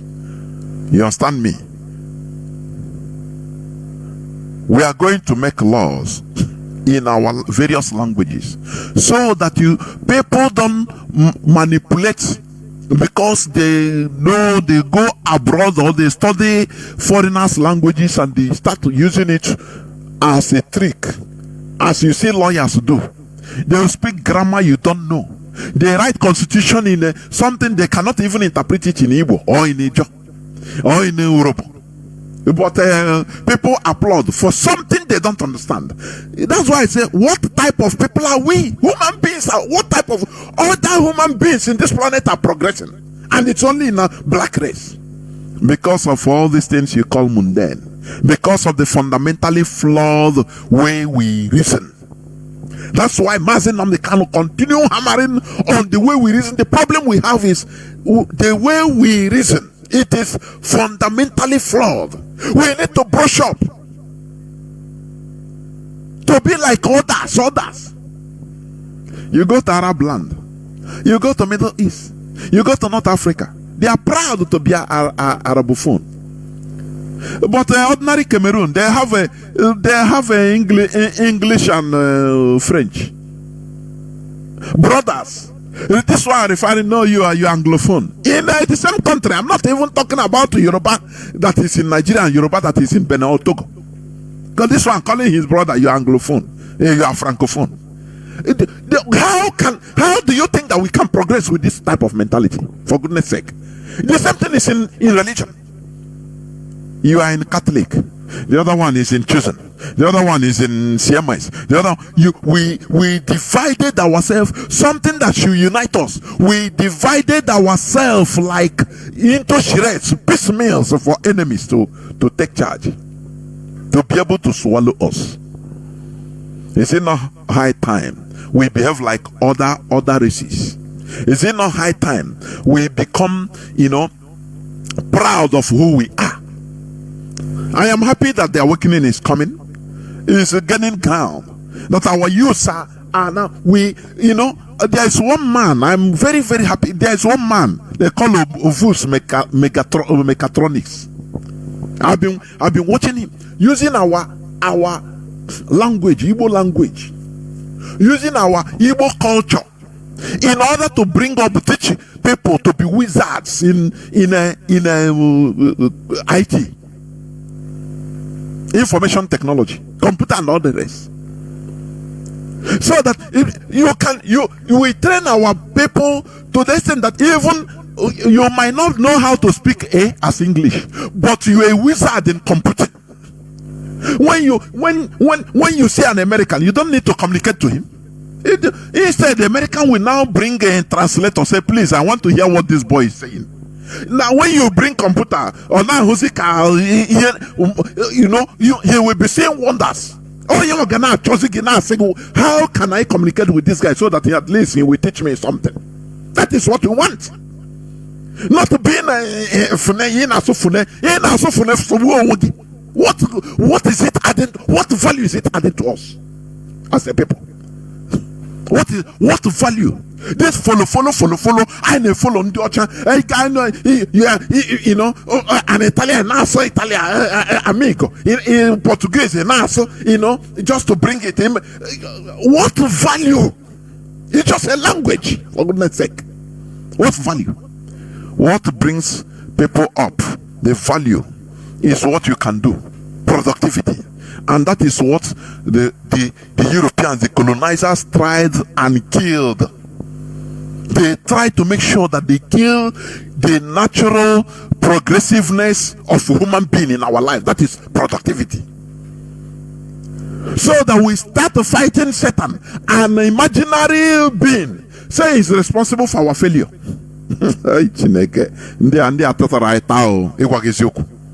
Unless this thing we are doing, we come back to our senses, because we have been senseless. Let me continue, please, because I will soon open my lines. As I said, but problem starts when foreigners colonize and impose their religion to the people, and the people continue defending and upholding the ideology to their detriment. If physical independence is needed, mental independence is also desperately needed. In our land today, religion has become a very big tool and weapon of distraction to the people, from the very corrupt and incompetency of the government. The population becomes programmed to seek for solace in religion instead of government. They are programmed to pray to an unseen spirit to provide something that the government should provide. They are programmed to attack and hold an unseen spirit called the devil responsible for the woes and misery caused by their government. Do you see it? Look at, as I'm talking, maybe you see people going to night vigil. Instead of, Chineke. Let me, you see, one time I was listening to this guy. Is it Flavor? Yes. His story, how he became a musician, a big musician. He started from the church. You understand me? He started from he was a church chorister. Do you see many of our people today that are doing good even in music industry? Many of them started from the church. Many that can play keyboard, many started from the church. Do you see that is the only practical thing? Look, I want people what I am you could please. It's the only practical thing that is practiced there. Now he made many of our people now to become big. To become now, competent, to compete with outside practicality in the church. Only one thing: playing keyboard, playing guitar, singing music, which they promoted in the church. Imagine that the energy the church is using to make people to fight devil. They now bring people to study maybe IT, to encourage people, in order to learn arts, learn different works. Don't you see that people will become genius? The way they become, only on, even Michael Jackson, he was a chorister as a child, as a kid. So I want you to understand that only that in practical, it's only practical thing they are doing in the church. And they need people to be from there only I will see expert. Flavor is singing only for church today. No, the answer is no. Which is learned from the church is practical. So this is what we are teaching. It's what we are saying. If these religious centers can turn people into workers, people that are productive, oh my God, people would be, people will be wizards, people will be sought for. But instead, they distract people by telling people, no, your progress is when you are, give me your tithe, give me the first month of your salary, and you receive miracle. They make program people into believing that there is one spirit that is holding their destiny, which is a lie. The people that is holding your destiny is the government.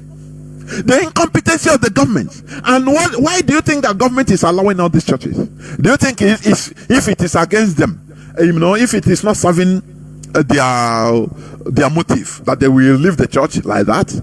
They know that they are using them to distract the population from not fighting them, from not holding them responsible. Instead of holding politicians responsible in our land, they say it's Satan. Somebody that dies in accident because of bad road, a container will fall on their car and they will all perish. They will say, hey, now, hey, pastor will come and tell you that is one of your brothers, one of your uncle in the village that killed him. Do you know one thing I used to ask? It's a question I used to ask myself. I say, why is it that if somebody is not progressing in the city, anywhere, they will program you to believe that is your problem comes from your village. That is your village people. But when you make it, they don't tell you that it's your village that will help you make it. I used to think about this. I say, how foolish we are to believe all this nonsense. Something that got you are importing a container and it is being seized in Apapa Wharf because of the hatred of Igbo people by the government that in place, and your container will be seized and taken and shared to Almajiris by Alhaji. Now you go to a pastor or a native doctor, he will tell you that, oh, who do you this? He's one of your uncles in the village. He didn't, imagine, he didn't want you people's progress now. He will not name the person. No. It is now you that we use. Maybe when you are 6 years, there's one of your uncles that used to beat you when you do something. But he said, hey, that man hurt me. It's him. It's you that we now confirm to the man, to the dibia, or to the purported dibia, or so-called man of God. He will say, yes, it's him now. Don't you see that the foolishness, our foolishness is thinking? I did more than anything. Somebody will suffer accident, a fatal accident, because the roads are not fixed. Instead of holding the government responsible for not doing it, say no, they have killed him now. They have killed him. Now they have killed him. There's one guy I had one time. He was driving motorcycle without a helmet, and something happened. Whether motor jam him and he fell, and hit his head on the bitumen on Kota and died. Do you know what people are saying? Hey, they have killed this man. Hey, they have killed him. I said this thing, I think was 2022 or 21. I started saying my people, I said, what? But this man, first of all, he didn't have to drive this bike without a helmet. Had it been he had a helmet, he would have said it. They said, no, he's not even going on speed. It doesn't matter. There are sensitive spots in your body. It doesn't matter. If you do this martial arts, which you do in junior when I was a junior, there are sensitive places you touch in human body, it will disfigure the person. Even there are places you touch somebody, you will collapse, you will be in a coma for just few minutes. Now imagine you hit that place on the ground, you die. But our people, they will say, nah, hey, no, hey, go ya. Hey, no, you see that this religion is only using fear factor to destroy us, and that is why we are no more cohesive. Everybody is afraid of each other. This is the only thing we continue hearing. How can we be a people that is going into one country with this mentality? Is a question I ask. Let people answer. For people that are saying, no, let us not discuss this. How can we enter this our new country that we are trying to restore with this type of mentality? How? Tell me how. Well, we are afraid of each other. Tell me how. It is high time for us to grow up and learn how to relinquish ourselves from this imported and programmed mentality that has done us no good. Without mental emancipation, it will be very hard to restore a sanitized and progressive country of Biafra. This is where I'm going to stop. I will go into a few minutes break, so that when I come back, I will open the lines so that people will start calling. Please do not go away. I will be right back. Do not go away.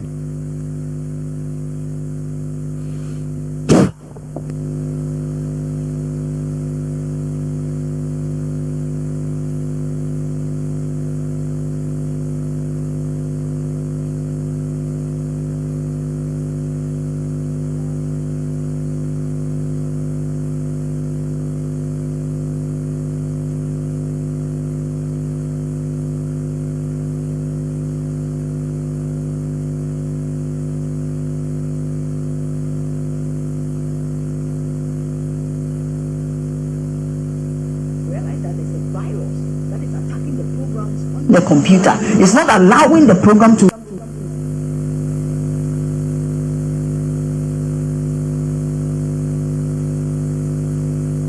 If I buy a computer and I realize that there's a virus that is attacking the programs on the computer, it's not allowing the program to run as it's supposed to run, what do? I use an antivirus to attack the virus on the programming. Sometimes it can affect the performance of some of the programs on the computer. What do? You reinstall the programs onto the computer so that it can work effectively for you. So the programming that has been done for us for many years through memorizing. So let me put it this way. So the same way you've used computer as a point, or let's say a reference point, can you really adjust that to how we've been programmed with that memory verse? So you said the computer has programming, if there are virus, you have to do antivirus. So what do you mean by we reprogramming ourselves? What do you want to mean by that? Example, blessed are the poor, for they shall inherit the kingdom of God. You have been memorizing this. Blessed are the poor. Blessed are the poor, for they shall inherit the kingdom of God. Do you know why? Go across Ghana and beyond. Study the people who are very committed to religion. It's not the rich, it's the poor.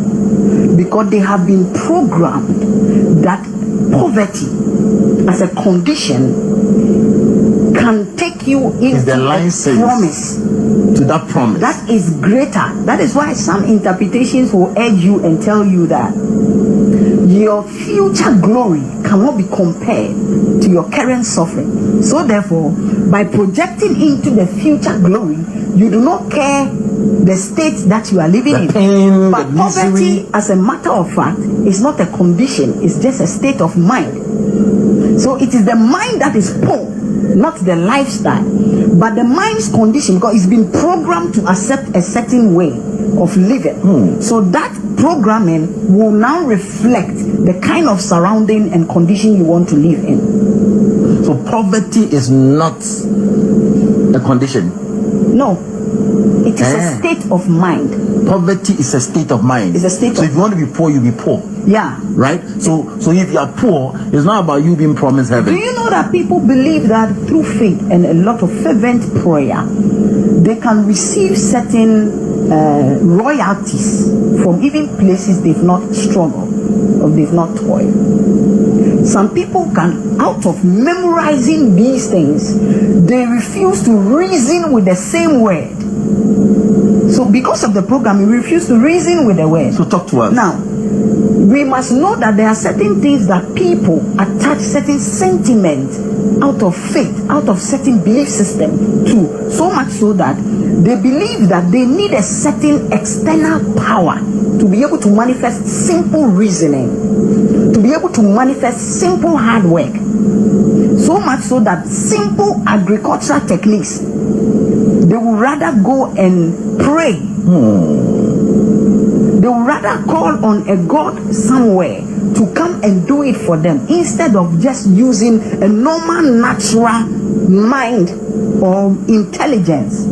So checking the seasons, knowing that this is not the right time to plant maize, he would rather pray even that dry season and still force the maize into the soil. Forgetting that there are people who have not even come to the knowledge of your faith, yet they are able to do well in the same field that you find very difficult to be progressive if there is no external influence or energy or power that you call God.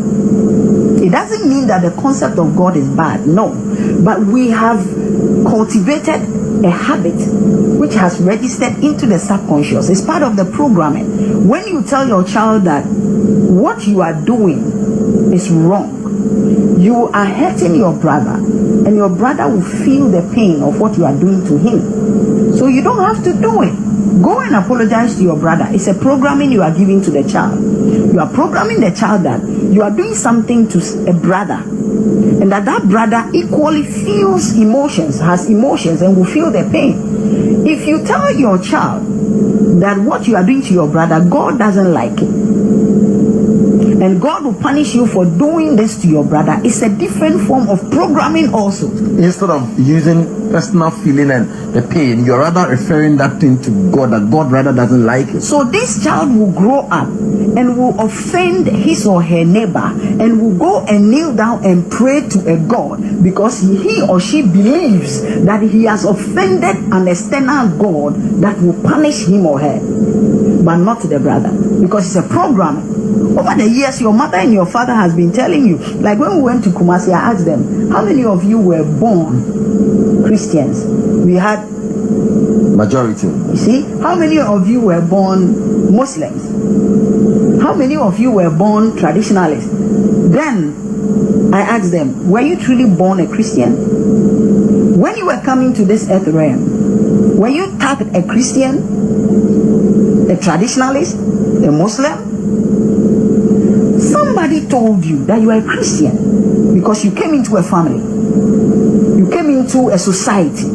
This is where you pick the programming of I am this, I am that, I am this, I am that. If you weren't born into a Christian family, you will never call yourself a Christian.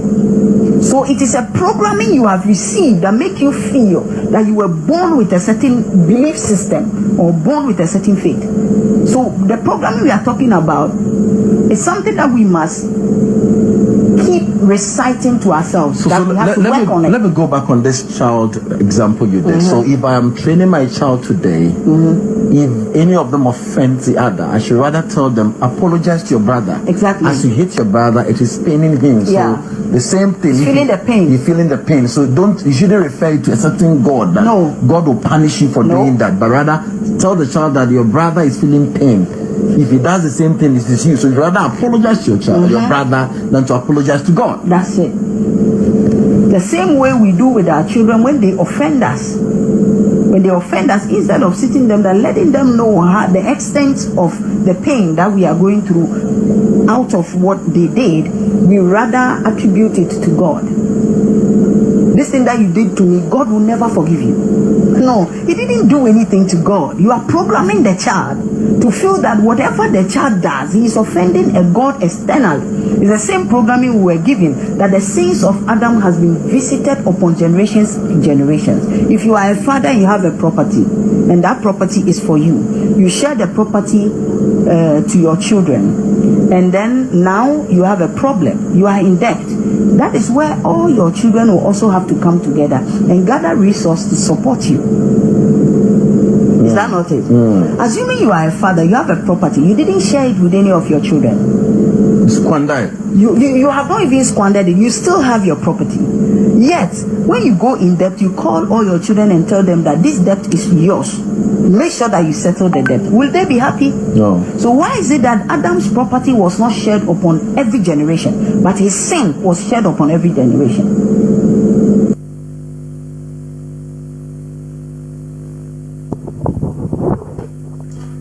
Welcome back. This is Radio Biafra House of Service coming to you through Radio Biafra London. My name remains Mazi Jonathan Chinedu from Olu province of Biafra London. We are here live and direct. Today is the 20th day of January 2024. Tata Bobo Theory. Our lines are now opened and our direct line as usual is +1 213 328 6224. I repeat, +1 213 328 6224. Our WhatsApp and Signal line is +61 405 142 547. I repeat, +61 405 142 547. You can call us and give us your view. It doesn't matter. Even if it is contrary opinion, please feel free, because this is a family radio. This is a place, our parliament, where we discuss to learn. You understand? We discuss, we argue, we debate for mutual benefit. We are not quarreling. There is nothing personal about it.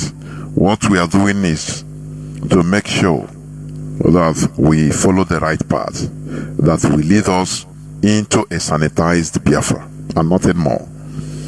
We are not happy what is going on in our land, how we are being separated into piecemeals.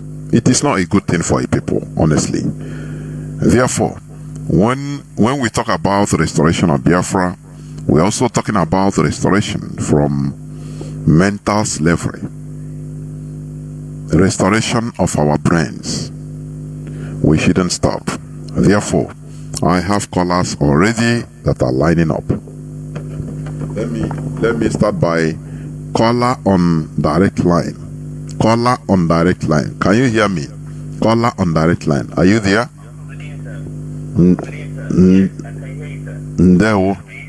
The whole world is hearing you. Please go on.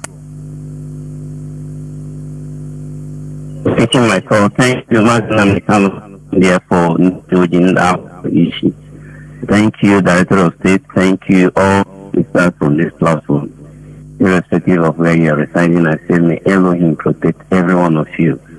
Mazi, let me start by letting you know that I was laughing from the hour of 20:08, that is around 8 minutes after 8 that I started this program, confirming it from Biafra land, when you were making a reiteration that got me looking like at the end of the day.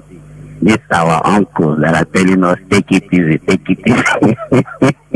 He's now telling you people the way he's telling us here. But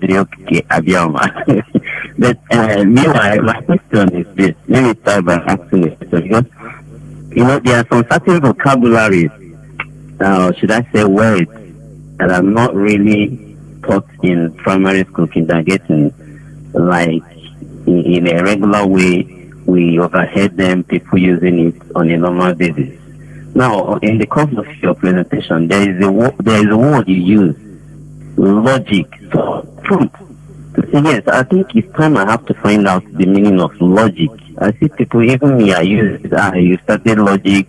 I'm telling you a normal thing. You are telling me that Nnamdi Kanu is claiming to be our Messiah and all that sometime in the society. So I will tell the person, this is not, I'm not talking about logic here. Don't bring logic into this. Let's talk neutrally on it. You understand? So I was prompted to go into the dictionary to find out the meaning of logic. But I won't say that, because I wanted to ask you, what do you understand by logic? Because sometimes this word confuses us, mostly those who are too religious, like me when I was in the world. I was too religious when I've never received my Nnamdi Kanu. Because I find it hard to understand the meaning of logic when you were using it in this context of your presentation. Can you please explain what it means? Because when I overheard you use it, it sounds like you are, on the side of any particular person. You are just trying to be neutral. So I want to know that meaning of logic when you are using it to illustrate how some of us who are too religious behave and react whenever a true visible stories are being brought to their table to reason and think about it. So I want to, can you just explain briefly what it means before I continue with what I have for you, please? Mazi, if I start explaining, can you hear me, Mazi? Mazi, are you hearing me now? Hello, man. Okay. The problem is you are calling on direct line. Yes, I can hear you. You are calling on direct line. So that's why I prefer you continue making your this thing. Because if I start explaining, you are paying. That is a problem. Hey, go after we say something. Just make.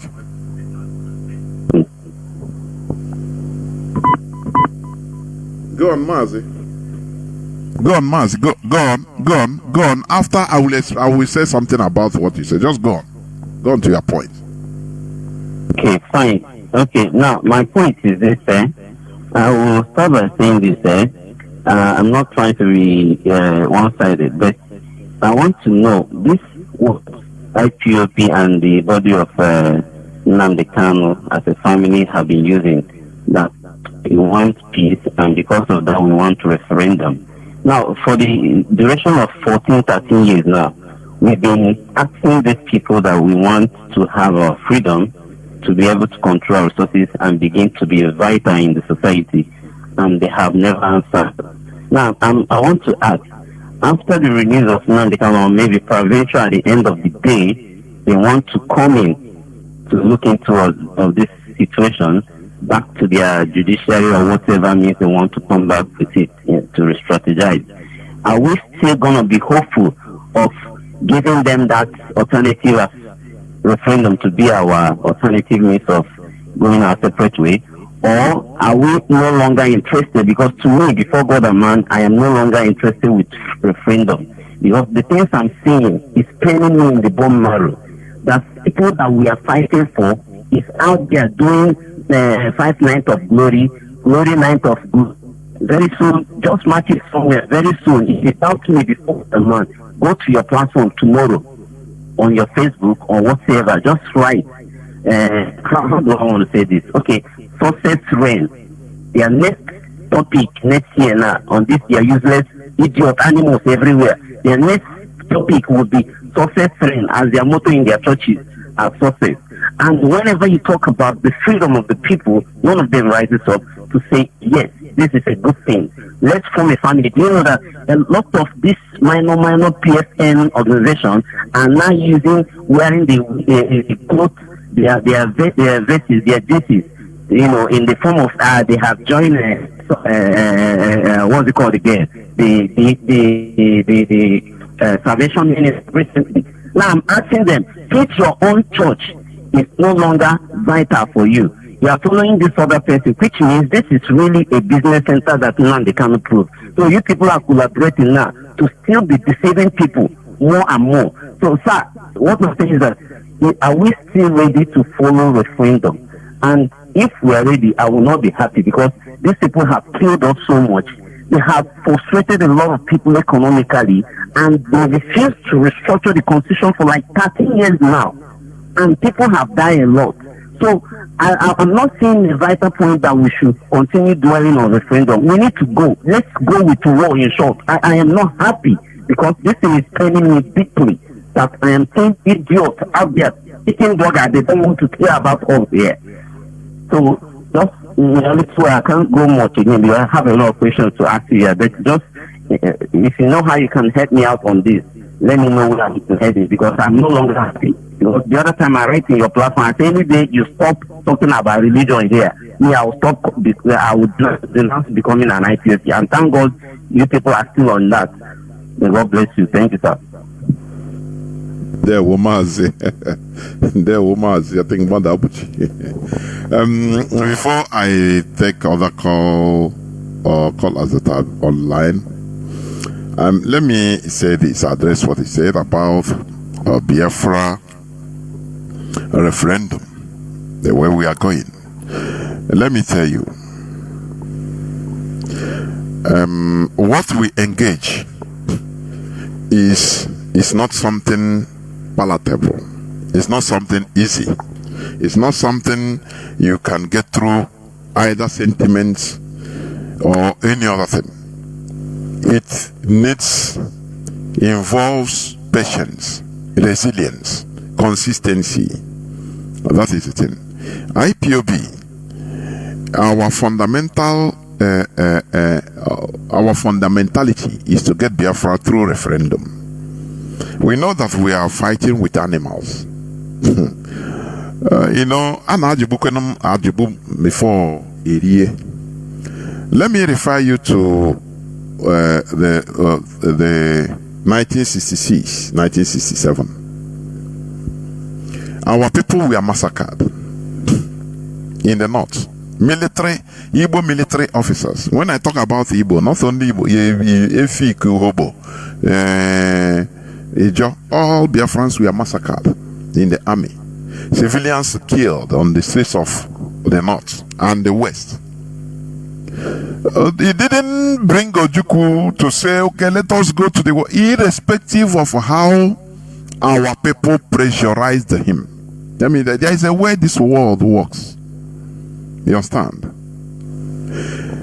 You know, for the past 2 years, we have IPOB have succeeded in making Mazi Nnamdi Kanu a prisoner of conscience in Nigeria. That is saving his life. People don't know what IPOB did. That is number one, to save his life. What people were calling for that time, let's do this, let's do that. That time, people, I mean, the whole wider world have not even been saturated with our own reality, our own truth. So if you try anything, they will just do away with him, and or one of those things.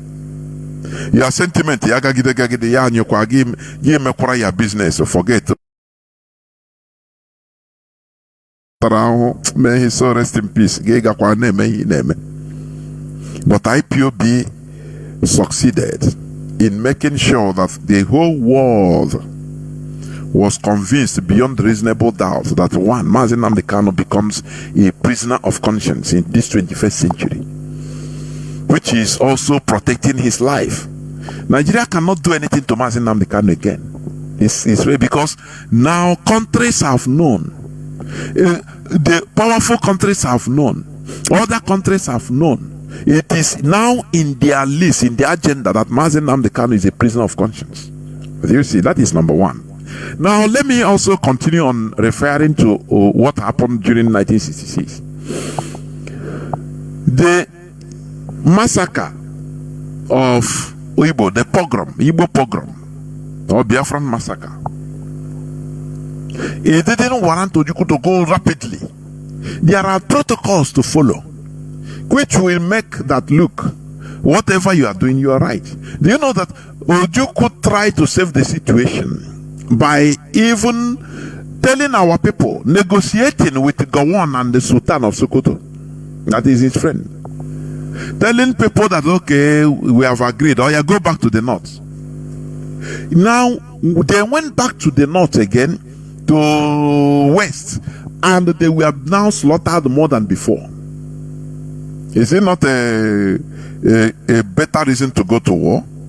He didn't even go, despite him being forced by the people.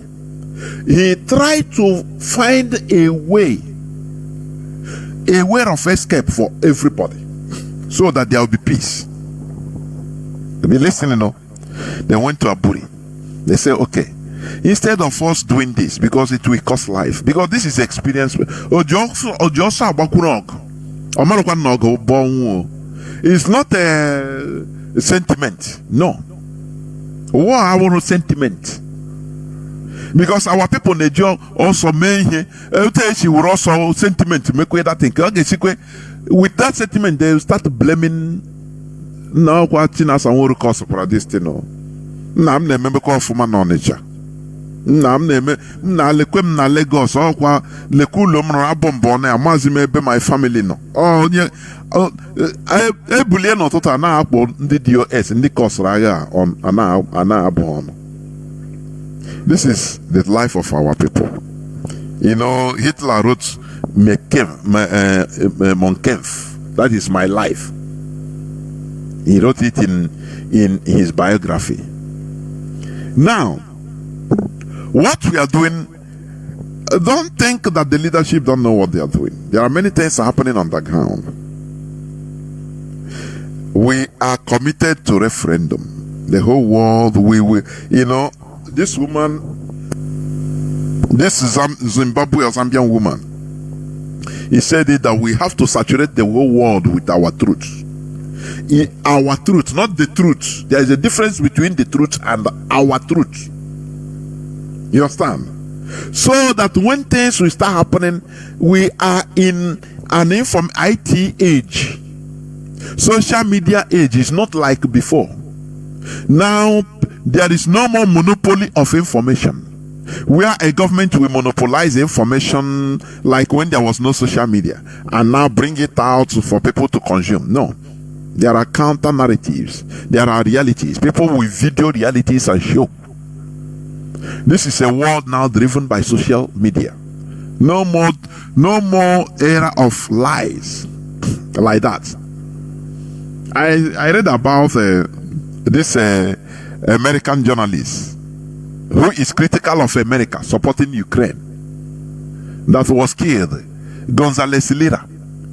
If not for social media, do you think that the way maybe CNN will program it, say it that he died in plane crash while landing in Kosovo, and everybody will take it because you have no other way of verification. Do you see it? They will lie their ass off. But today it's no more like that. So what am I trying to say? There are things that need to be done, and it is being taken care of at the background, I assure you.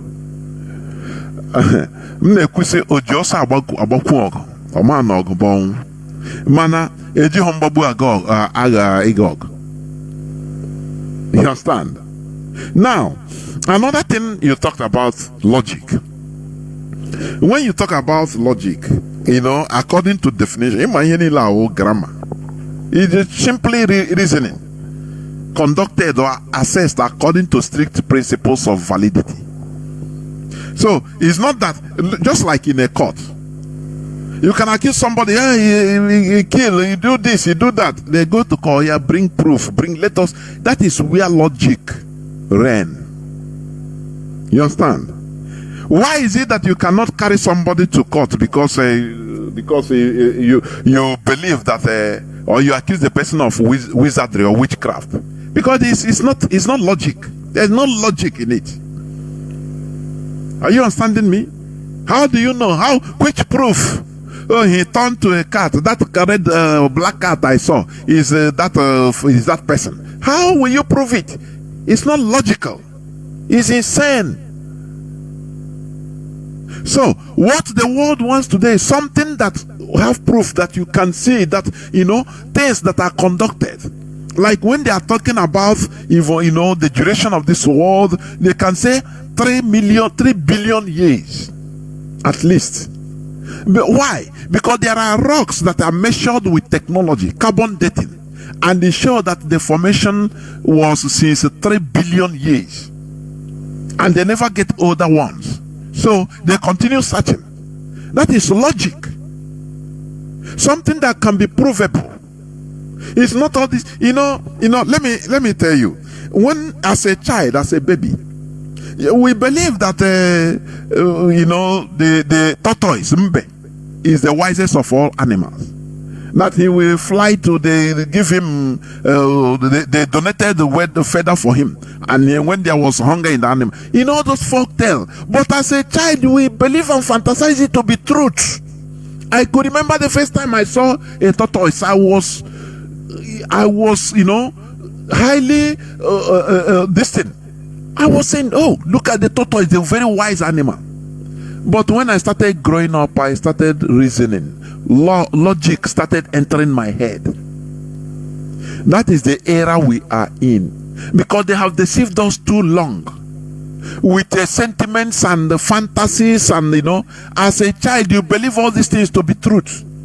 Somebody the other day said, oh, he was thinking that Israel is in heaven, because that is the picture they painted for you right from birth, and you believed it. The same way they painted for us that, oh, tortoise is the wisest animal, he deceives others, he will do this, and inside your head you were fantasizing that you thought it's reality, until when you are growing up you start seeing logic, that is being reasonable, and start finding out that all these things are just allegory, depictions, stories that doesn't count. That is what we are finding out today. Many of all these stories that we grew up with in the religion, we find out that all these things are make-ups. The stories that are being made up by people that, first of all, can write. People that had the chance of writing something on stone. People that have, the chances of, conveying their stories, or turning other people's stories, taking it as their own, writing it to be for them. Those people cannot write it. It's a folk tale that people just took and write it down, putting their own names as figures, changing everything. The stories of Epic of Gilgamesh, that is what they told you in the story of creation in Genesis. You understand? And the Epic of Gilgamesh, you say, predates even the Bible by far. So they changed the names and just put the same thing there. So all these things, you find out that all these things, most of all these things are just fictions. You know, that we are in an era of maturity in Africa. That is what I could say. Where reason prevails, it's no more believing. Only believe. Believe means I don't know. Something you don't know.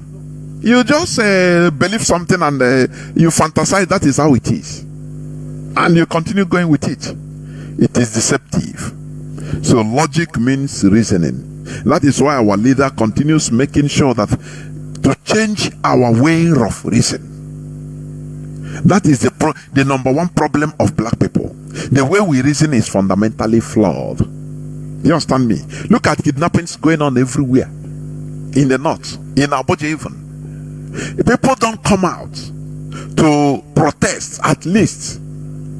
Say no, what is happening in security? No, because people don't reason like that. There is no cohesion. As he never touch you, so any other person can go to hell until he touches you. And if he touches you, you are shouting. Another person will say you go to hell until he touches him. That is the incohesiveness in Nigeria. You see it? And the politicians are enjoying it. Instead, the religion will be telling you, go and pray so that you'll be protected by the blood of Jesus, by the angels. Something that is unimaginable in other countries. Do you see how we are deceived? Let me pick another call. Please, Mazi, I will come to you, please. Caller on direct line, please. Can you hear me? Welcome to the program. Go on, please.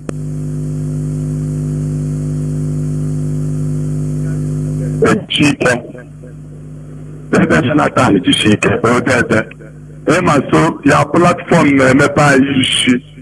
very well, because this is the time of awakening. Biafra now face cry. I want for more in all the province Biafra land. Don't think that David Jonathan is joking here. We are not joking.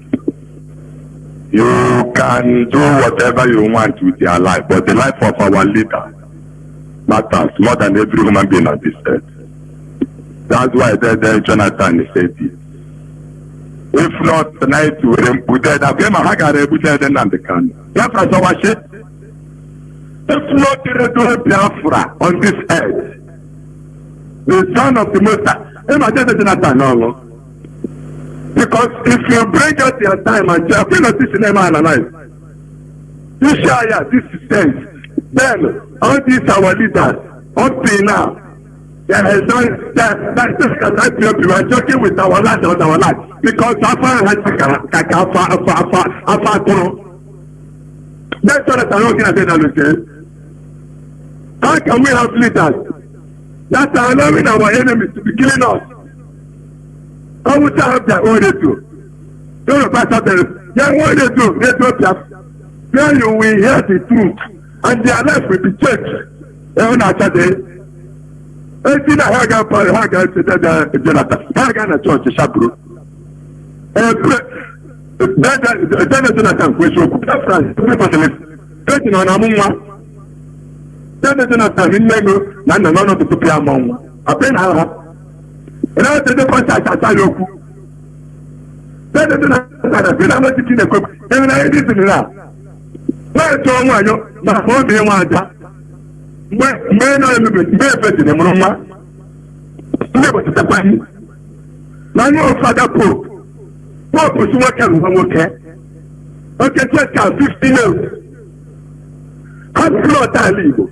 Every nation of this country will have fish. Now we need to do that. Jump on, not the monetary to reach. You can make it. I'm going to where did you time? Okay, check out. That's the human being on this earth. We get every power.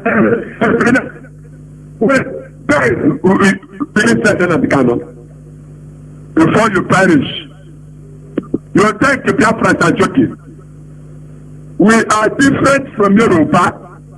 We are different from Hausa. We are different from Fulani Biafrans. So I say, they were more cooking, my giant.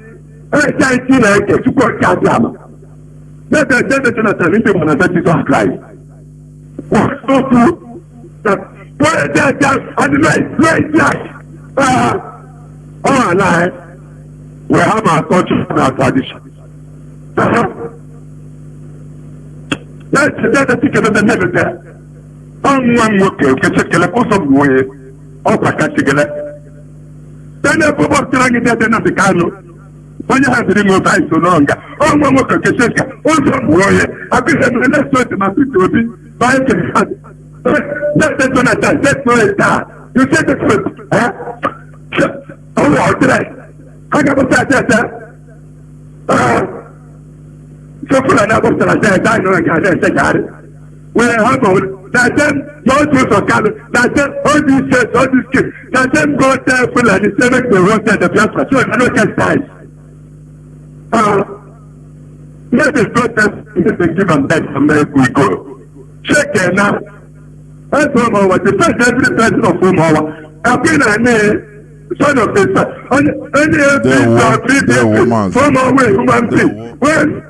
there were, thank you very much. Thank you.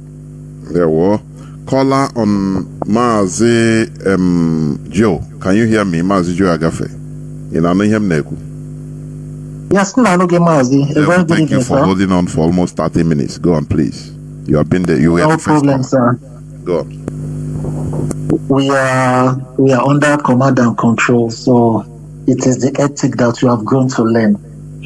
Thank you, Mazi. Mazi, I'm going to delve straight into your topic. Mazi, I hope I'm coming out clear. Okay, great. So, Mazi, I'm going to delve straight into your topic, which is religion and government. Now, what is the impact of religion in governance? You know, I was able to dig out something, and from what I got, we have 4 types of people that have this religion and government that is entangled around them. Now, the first people are people who attend churches that teach liberation theology, meaning they have a high belief in the possibility of change and ascribe collective responsibility for problems. What are the people called empowered reformers? These people are highly engaged in politics and social activism and will look to structural solutions to solve problems. Then we have the number 2, who are people who attend contemporary Pentecostal churches in Africa, meaning they have a high belief in the possibility of change in this world and attribute individual sin as the cause of problems, are known as empowered players of the game. These folks are very engaged but look to individual transformation through leadership training, trying to convert and influence public officials and recruiting others to become personally transformed to effect a political change. Now, the third people are people who attend contemporary mainline Protestant and Catholic churches, meaning that they have a low belief in the possibility of change in this world and point to collective responsibility for problems, are known as reluctant reformers. People in this group are sometimes engaged in petitioning and protesting and tend to focus on structural change as a solution to governance problems. Now the fourth and last are people in the 20th century. Holiness tradition, a precursor to modern Pentecostalism in Africa. They have a low belief in the possibility of change in this world and point to individual responsibility for problems in this world. These are known as reluctant players of the game. People who are really engaged in politics and instead are focused on individual transformation and spiritual growth. These fourth people are the people that we have in Nigeria at the moment, Christians. These are people that all that they are concerned after is heavenly race, mansion, heavenly race, mansion. They are not bothered about what is happening around them. They are not thinking about the future for their children. How with their generation? What are they going to gain from them? All they are just busy about is they want to go to a mansion, they want to go to a road that is paved with gold. Even the European Christians that brought it, so they are not even thinking of going to that place. They are building their own heaven on earth right here. So, Mazi, let me quickly also delve into the issue of Zeus. You know, Zeus was and is and still a deity revered in Greece. Our people don't know that the Olympics that is currently being held now is being held in honor of Zeus. They have a mountain in Greece, they call it Mount Olympia. That is, before any Olympic starts, that is where they go to drop their sacrifice, and they take the torch. They light the torch there and take it around all the continents of the world and take it back to that place. What does it mean? It is a sign of conquer by the Western world, because that torch travels to all the continents and it goes back to them. And they hold this Olympic every 4 years. All the athletes are doing are in honor of Zeus, because he is the head of the deities in Europe, in the Western atmosphere. Now, also, Mazi, the age of Aquarius. This age of Aquarius, it is something that our people do not understand yet. The age of Aquarius is the age of knowing, is the age of knowledge, is the age of curiousness, is the age of asking questions, and that is the period that we are in right now. We can see a lot of Africans. We can see a lot of African scholars now, you know, asking questions. The youth of Africans are asking questions. Many are going back to the ways of their fathers. Many have found out that there has never been truth in what the Europeans sold to us through Christianity. Christianity was used to weaken our spiritual energies. The people that weaken the spiritual energy of Africans, they have all the deities underneath their church in the Vatican, where they all sorts all over the world. They took all the deities, they kept them there. They are worshiping them. They are tapping their energies to develop their place. Meanwhile, our people, we say that our ancestors are evil, that they kill twins. Me, I'm a twin. I never heard I asked stories about it from my grandparents. Did anything like this occur? They said it never happened. That no twins, that twins are revered, are feared and respected. It never happened. All they sold to us was lies, that our ancestors did this. What of our ancestors that fought the British for 32 years during the Ekumeku War? How were they able to fight the war? It was Ekwensu that stood behind them. And when the English conquerors got to know about it, they used the priests, the Catholic priests, the Pentecostal priests, all of them, to tell our people that Ekwensu is the Satan they are talking about. That was how our people started to lose that spiritual energy. But right now, we are coming back. We are back. The Ekumeku warriors are back in us, Mazi. Yeah. We are back. Yeah. We are back. We are going to take over what belongs to us. Thank you, Mazi. There, Mazi. Thank you very much. We must continue. You know, there is something we should understand. When you allow foreigners to write your own story, to write your own history, you know, anything they concoct, you will take it. Are you hearing me? When we allow the foreigners to write our own stories, that's where because they have to justify their colonization. No, our ancestors were evil, so that's why they have to come to stop the evil of our ancestors. And that propaganda stuck till today in our heads. Because they have to justify, why do you leave Europe and come to Africa? No, we want to, you people are savages. Don't you see your ancestors were killers? So we have to come to stop them from killing their fellow people. You know, and it becomes a story.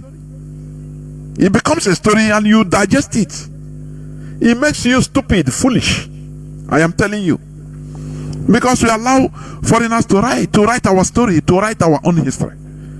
Just the same way they describe. If you read the Biafra war of maybe of a British government official, you will blame Biafrans for everything. You will blame. They said you could started the war, but is it true? That is lie.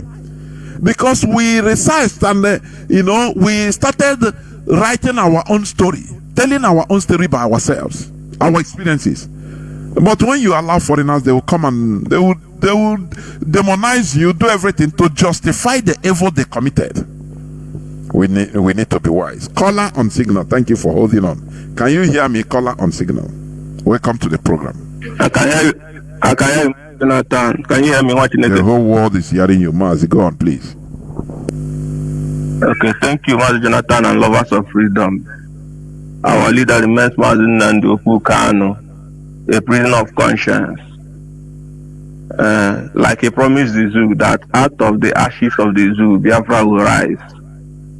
You understand? This is response to your first caller who is still in lamentation. What we are in is self-determination. Self-determination has never been an easy struggle. That's why it's called self-determination. It's for you to decide what you want. So the Western world don't want you to be free. That's one thing you have to have in mind. But one thing I know is that knowledge makes man unfit to be a slave. And this is why I give kudos to IPOB leadership.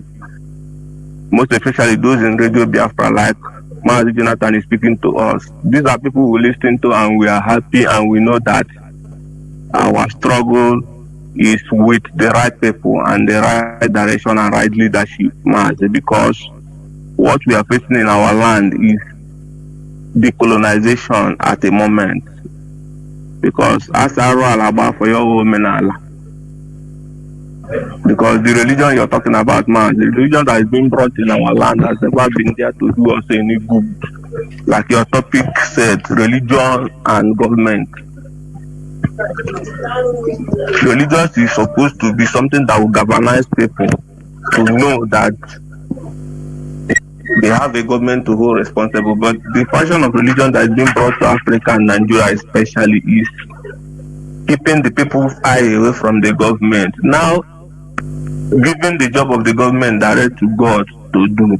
This is what religion has come to represent in our Africa and in Nigeria. This is why the Reverend Fathers, the Bishop, the Evangelists, they don't ever come on air to tell you the reality that the government is who you're supposed to hold responsible. Rather, they tell you to put your hope in God. So, what do you have to do with government when your hope is in God? This is why the politicians, whenever they want to win an election or campaign, they go to church, become pastor. They are the ones that do preaching to the congregations. You understand? They will now use the Bible version also to convince you. But once they go to that office, they will begin to steal the money and bank abroad. The reality hitting you will not even allow you to understand that what you're supposed to be fighting is that bad, corrupt politician who have enslaved your land. Rather, they will tell you to look up on God. This is what we are suffering in Africa, nothing more. And this is why this enlightenment is very, very important in our life. You understand? Look at like the topic the other day you treated the topic, the effect of colonization in our land. And I called on that program. I made a point that our brother P2B, who went and saw and couldn't speak in the interest of these people, is just being a Nigerian, an Igbo Nigerian. Because me, as far as Nigeria politics is concerned, Igbo man is always the move. They use us to claim their mess. We don't know how to defend our own interests politically. Look at today, Tinubu has assumed that seat.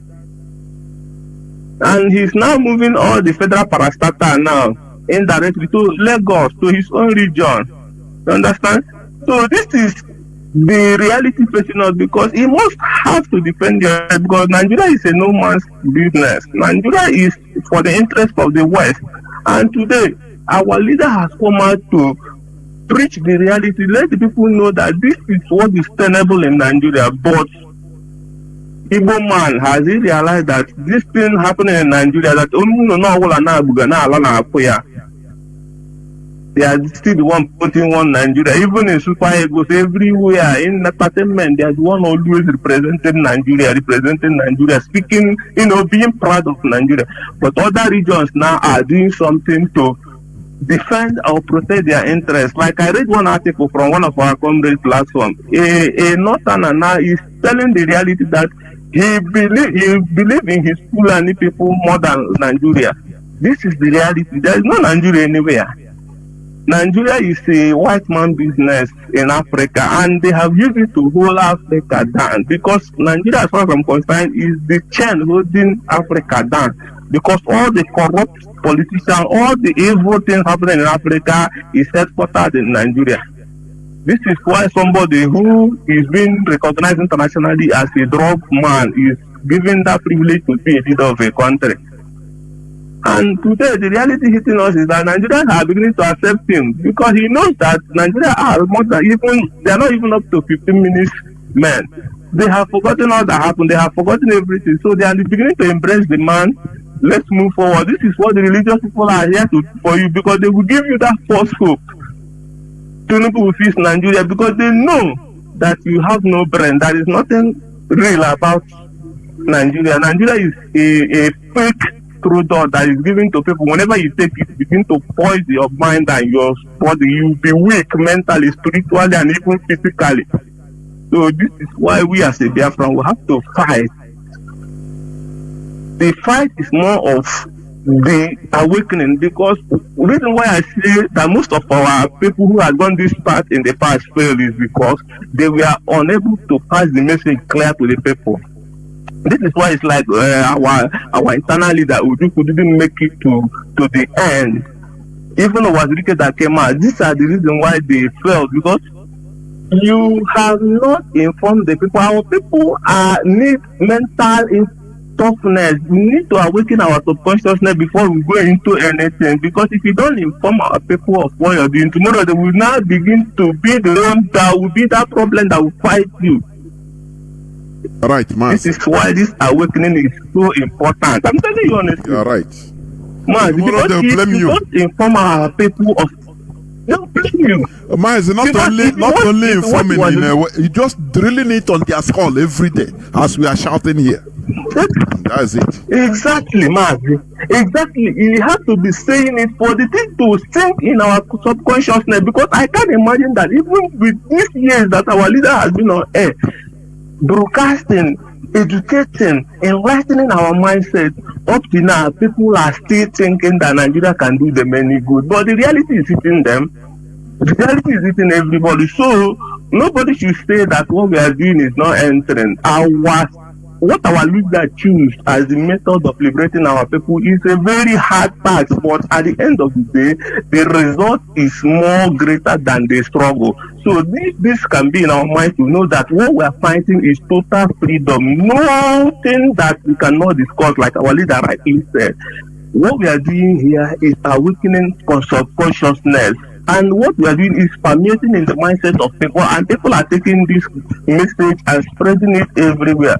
So it must not be IPOB that will be saying it.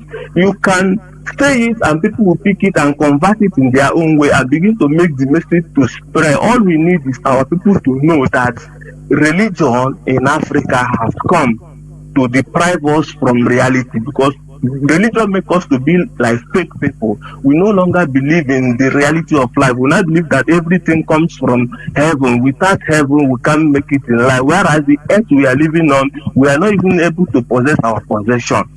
You understand? So individual gain has been what has superseded our collective interest. This is what we have come to represent, to tell people that reality hitting the world today is that you must fight in collective of your interest as a people. Nobody will do it for you but you. And who are the people that will do this?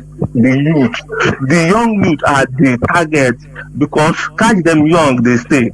Because the minds of the people is greater than anything. If you're able to capture the mind of the people, you have conquered them and you have received them forever. So our minds are so precious that good and they are more. See, for whatever thing you can name, our mind needs to be free, so that we realize that in this life we have come to fulfill a purpose. We are human. No human is greater than each other. We all have the same red blood running in our veins. So what you feel a white man can do, a black man can do better. And why has a black man not been able to do some of these things better? Because nobody has ever come to tell him that, guy, the earth is here for you to possess.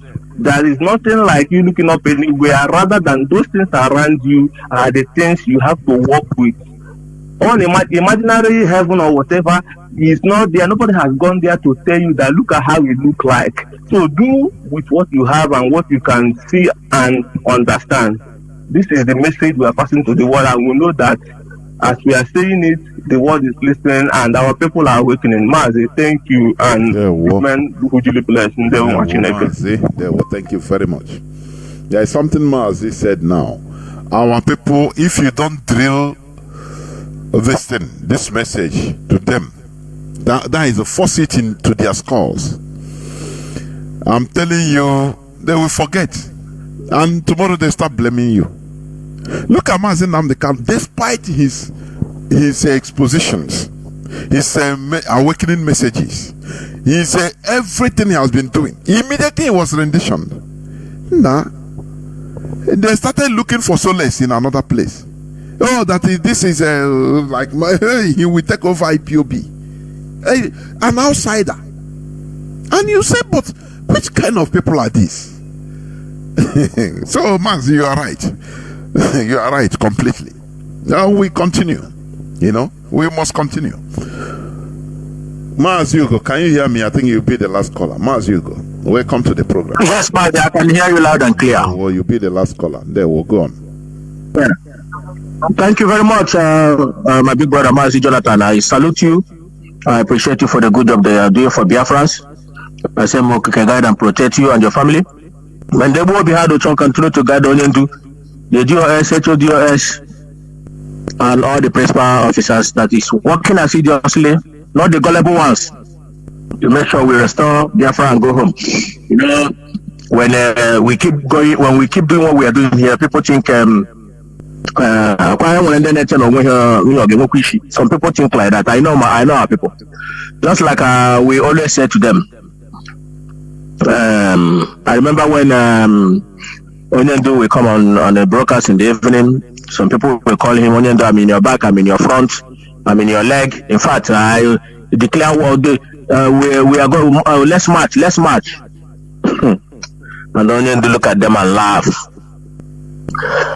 Mazi Jonathan, my big brother, what I saw after the rendition of Onyendu, after the kidnapped of Onyendu, I never know that our people were like this. Sometimes when I think about it, hey, Mazi Nnamdi Kanu need to come out and see it by himself. Hey. Anyway, Mazi Jonathan, this your brother will calling from the UK, the country that kills 7.2 million of our people, and Gowon is still parading himself, talking rubbish, and in the name of Jesus, I have never even destroyed him all this while. I tell my own the way he is. They have been praying. I know our people have been cursing him since 70s, but he's still dangling around, going around. If that name that they call work instantly, Gowon we would have been dead by now. But I told our people that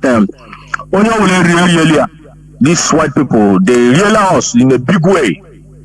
If not the coming of IPOB, well, by now, if not the coming of Onyendu, imagine Mazi Nnamdi Kanu bury all these things that he have, this brain that he have, all this teaching that he have. In fact, the who he is, and just let me bury it and let me use it to be working in Britain. I know by now, we would have been dust. Just look at what is happening. That could have told you. Sometimes I cry. I ask Chukwuka, I keep saying it all the time. But we keep going. One thing I have to say the DOS is this. I know my people. How big you know? The way they have been saying on them to declare less march. You say the same way they are telling to DOS now. Check it, those you can't move, you don't talk, you don't do this, you don't do that. But one thing about our people are so gullible. So gullible in a way that I asked Chuko Kabiama, why did you create, how on earth did you create these people?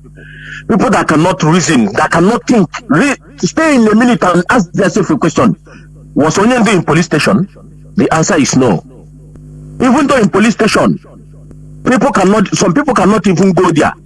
You know that Onyendu is in hands of a country called Zoo. And you know what it is? He is asking for the total freedom of his people. You think it's my you think it's maybe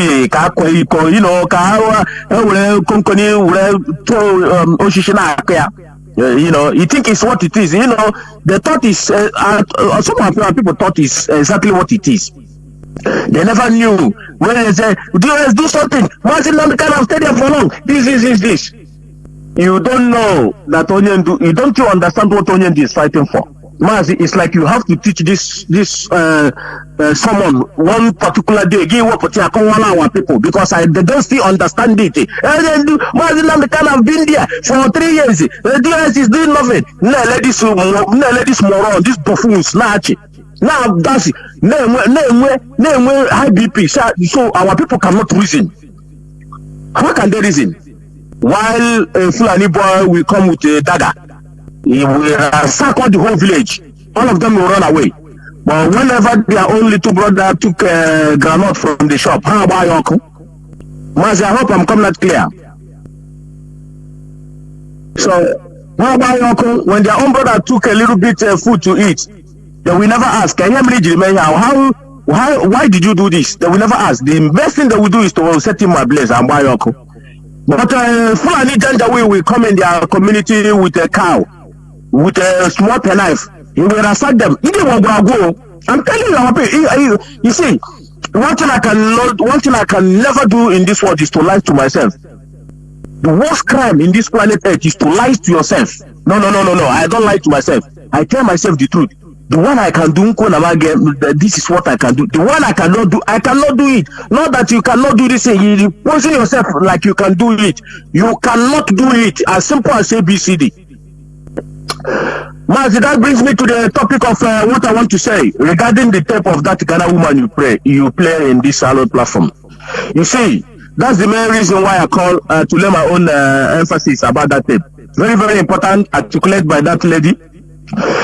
He mentioned something there that if you wrong your brother, instead of you to go to your brother, that you have wronged him, and you begin to go and try to call another God, which is not exist as far as I'm concerned. Mazi, let me help you there a bit before you continue. You know, just like what he said. You know, like for example, you give an example of a family, maybe a mother. You see the two sons. One son beats his brother. Instead of the mother to tell the child to apologize to the mother, to the brother, that beating, you hit him, is painful to him. So imagine it is you, it will be painful. He will take many of us is like that in the family. They told us, do you know that you are doing that thing you do is not good for God? God don't like it. Which means they ignore the feeling of your brother that you have wronged the human being because of the feeling, because of if it is you feel the same thing. Apologize to it. They say no, you wrong God. God will be annoyed with you. So the child will grow up into when he wrong a people, somebody, a human being like him, he will ignore the human being and start praying to God for forgiveness and leaving the person. So it's just an example of the way we are programmed, Mazi. It is terrible, honestly. We are on programming ourselves. Mazi, go on and please conclude. Go on. Yes, Mazi, it is. That reminds me the atrocity, because I call it atrocity. If you remember the Catholic Church, when they will ask you that you have sinned, then you have to go to the Reverend Father, kneel down and confess your sin in front of him. Who did you sin against? Maybe you sin against by cursing your sister or your brother, or you fight your brother, or one of those things, or maybe as a young girl, you fornicate or things like that. Then you will go to the Reverend Father and kneel in front of him. Then he will now take your sin. You will confess in front of him, and then he will not take your sin to God. Now, this religion, Mazi have said it. The tape is there. We will never shy away from it. This is the main reason. This is the main reason why our people are behaving like cow. That is the main reason. A pastor will tell you that you will receive miracle alert on your phone, and you believe it. Mazi, thank you for giving me this opportunity. Mazi, it's very terrible. The very easy way to deceive our people is completely terrible because of religion. You'll be in a church, they will tell you that you receive miracle money, you will receive miracle alert. You don't ask that pastor, what of, okay, if we can receive miracle alert, Nigeria is owing money. Why not tell the angels that are sending this money to send the money to Nigeria account? You yourself, why do you now tell us to sow seed and do offering? This is what I call logic, as our brother is asking. This is logic. What human brain, what you can think and you rationalize is rational. It's a pity that they also control you by telling you that the carnal things, oh, don't worry, carnal mind cannot understand the things of the spirit. Oh, but if I eat gari, you follow me, eat gari. I am talking with microphone, you are listening. You will also talk use phone, I use phone. If your phone, your battery dies or goes down, you will charge it. Like me, you are not going to charge it spiritually. Oh, biko ihe niile make sense biko. Ihe anyị na-ekwukwe na ka anyị na-atụgharị uche biko. Ihe make sense. Now, when it comes to reasoning, logic, it was him that I know what I'm supposed not to, because I'm not spiritual. I'm not in the spirit. There is a problem somewhere. Honestly speaking, there is a problem. And when a problem somewhere. And that is where we are trying to do what? Touch. To know. To remove all those. That thing that is causing our people to, not to reason. Just like they call themselves lamb or sheep. How can you on this world accept to be sheep? And you are proud of it? There is something wrong. There is something wrong. We are talking of saying Fulani, we are eating, our people are eating a cow meat, maybe the caspel. Now, what of Oyibo? Do they caspel on us too? Using their religion? Do they caspel? They program you to hate your ancestors. Your ancestors that you carry 33% of their DNA. You are your ancestors. Your ancestors is you. When you hear you will be eternal, eternal is your progenitor, because you are part of your ancestors. People that have died 1,000, 2,000, 3,000, 5,000 years ago, you are part of it. That is the eternal progenition, is the eternity that you are talking about. Are you hearing me? But you don't reason. There is something that is terribly wrong in our brain. We need to correct it, honestly. When we should believe any garbage, we believe like children, like babies. We are being told the stories of how bird and the lion fought and the tortoise come to do referee. We thought that it is real, and we grew up to understand that these are just simple folk tale. But you are still carrying folk tale in your head. The worst thing they did is to make sure that to program you, for you to live good life, to see good life, you must die. That is because once you are dead, you don't even know that you are dead. You don't know. You don't know more. Forget about any other. You don't know, because they use the fear factor. Where are you going to spend eternity? Where were you before you come into this world? Okay, when you were a baby, from 0 day old to maybe 2 years, do you know that you were existing? You were eating food, though. You were cheating. You were playing, but you yourself didn't perceive and know that you were existing. They use fear factor. Where will you spend eternity? Ask them, where were I when I never come into this world? Because it was also eternity. Where am I?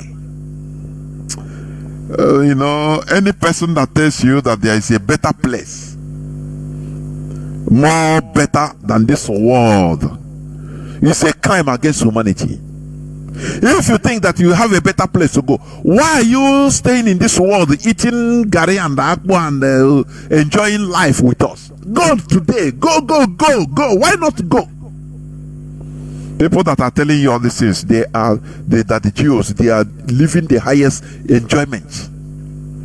They tell you that Jesus will protect you, but they are being protected physically by soldiers and military. Doesn't that make you reason? I mad beacon. Either Jonah go on some mini soga if I use this olive oil, that no kidnapper will see me. But you are going. You say, Oga, but you are going with the escorts, physical police escorts, going on bulletproof car that saved the Pastor Suleiman. Whereas his follower, Atron ships that are they slaughtered, it doesn't mean anything to them. After all, sheep slaughter in a slaughterhouse. Go and watch sheep. They will be there waiting, even without being tied.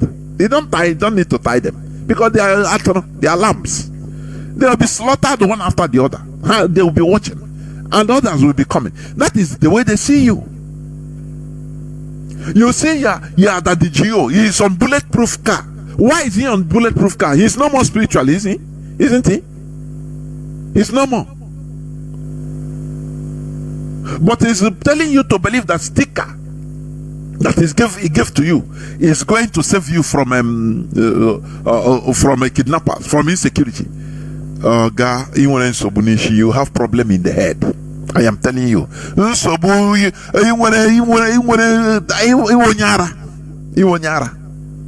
should be bold to ask, Oga, but why are you going on police escort? To ward off a physical attack. But you are telling me to ward my own physical attack with your holy water. Which means nothing more. Until you start asking questions, reasoning. This is called logic. When you reason, you start reasoning, say, nah, all these things, I'm not seeing it. Why? Why is it? Now that is when the scales in your eyes will be falling off. You start understanding and saying, oh, nah, this thing is a business enterprise. Europeans brought their religion to us as a business, but it is us that we are going thinking, carry our heart, put inside, thinking that is reality. You understand? As one of our brothers said, he said he was a Chelsea supporter. Even to the extent he is praying, even in churches now, they are praying for European leagues, teams. Chelsea, Liverpool, Manchester. He was believing that it is all with his whole heart. He can verse and even fight for Chelsea. until the owner of Chelsea, Abramovich, the Russian distant, they now see they sanction him, telling him to leave Chelsea or sell it. He have to sell it. That time he understood that look. So he am job bimni le no do or die. Now he how the business can Biafra from there. That is how our people are doing in this religion. They use their hearts, thinking that is the way to see God, not knowing that the purveyors of this religion is doing it for business, for their political purposes and businesses. You will go back to your own. Finish. Oh, that is the only solution. Go back to your own. When it is our own. People are saying, no, can you go back? You want us to go back to the bush? No. Oh, it is us that we still go back and refine it. The same way we are trying to restore Biafra. Biafra, just like Otaranchana. Don't you know that? Biafra is the first country to activate United Nations Charter on self-determination in 1967. You know that? Do you know that? But we couldn't get there because of lack of consistency. Now, after 1972, Bangladesh followed the Biafra path and did the same thing. Now, as Biafra have done it, let us do our own.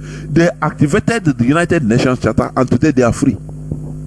So, that Biafra we left in a rusty place is what we are seeing go back to. That is why some people, our enemies, are saying, no, there's a call for what? Because they want to dictate for us. It is we that we go back to our thing. It doesn't matter how rusty it is, and we do it, refine it. Stop giving excuses. He's saying going back to our roots. Why is it that is it the same way these dubious are doing that we are now going to go back to our? No, you have to be part of it and bring your idea. All of us, we collectively refine it and now remove the chaff that are using it also to scam. We remove them. Without collectivity, it cannot happen. It is we that is going to build our own thing, do our own thing. That is the thing. If you say because of it, no, let us stay where we are. You continue being slaves. Nothing more. There is no two. Is the game. Is the rule of this world. You continue suffering as a slave, being dictated for by foreigners, being separated from your brothers, calling your brothers unbelievers because he's not going to your own denomination, and we continue crying and crying and complaining. Oh, there is more than 20 churches in my street, but in my community, but no factory. That is program. Is what the white people, what the Europeans want, so that you be praying, begging for factory, begging for employment in the church, and they'll profit and be shipping to you their goods, which they manufactured, which took people to produce, which is paying people. The money you are giving to them, they are using it to employ their citizens, and you are dying to go there. They are putting visa restrictions on us. Don't you see that? Is it not logic? This OG, logic. You are going to beg God, Baba God, I need employment, no factory. No, that church you are. Imagine you convert it and start building a cooperative. You know, our people don't know what is cooperative. I could remember when my father used to tell me the story about how before the war, how they used to be build cooperative, use it, do something. Our people don't know cooperative again. When I was a small boy, I see how we in the village, Iwange, we call it Iwange, the same youth, the same people of the same age, we will go to somebody's farm. One of our friends, one of us, we go to their farm one day and cultivate. Only the mother will bring food for us. Maybe 7-8 of us will do it. Cooperative. We finish that. The following time we go to another person. The same thing. Now the following time we come to my place. Group makes things easier. That is cooperative. Do you know what is cooperative? Can you build a cooperative, a small factory in your community, your villages? Everybody wants his own thing, my own. Now I know one problem, I want my own. That problem you don't want, there lies the key. Nothing you call, I don't want problem. If we're able to engage that problem and solve it, there lies the key to our success. I say people, you understand? Average Igbo man no one problem. He want to do his own thing separate. That there lies the key. We must face it and get it right. That is it. This is where I'm going to stop. Biafra remains our religion. Biafra is our ideology. It is who we are. We will never stop in what we are doing. Forget people that are talking, mocking, oh, we are not doing any. Don't worry. I'll find attraction. You know, but we must continue preaching this message. You know, because I remind Dog that we warned you. Do not we will never allow you to forget. Even if you want to forget our message, we remind you, as we used to do. This is it. Thank you for listening. From me, Mazi Jonathan Chinedu. From here, it is simply good evening.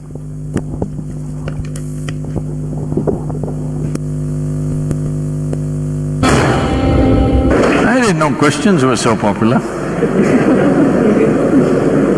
Say, with all due respect to all the religious people, see, religion essentially means belief in something.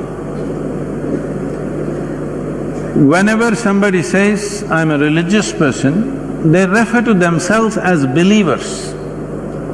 Yes, believers. Believe means what? Means you do not know something, but you are not willing to admit, I do not know, so you believe it. I'm saying, if you do not know something, why don't you just say, I do not know? Hello? Is it okay?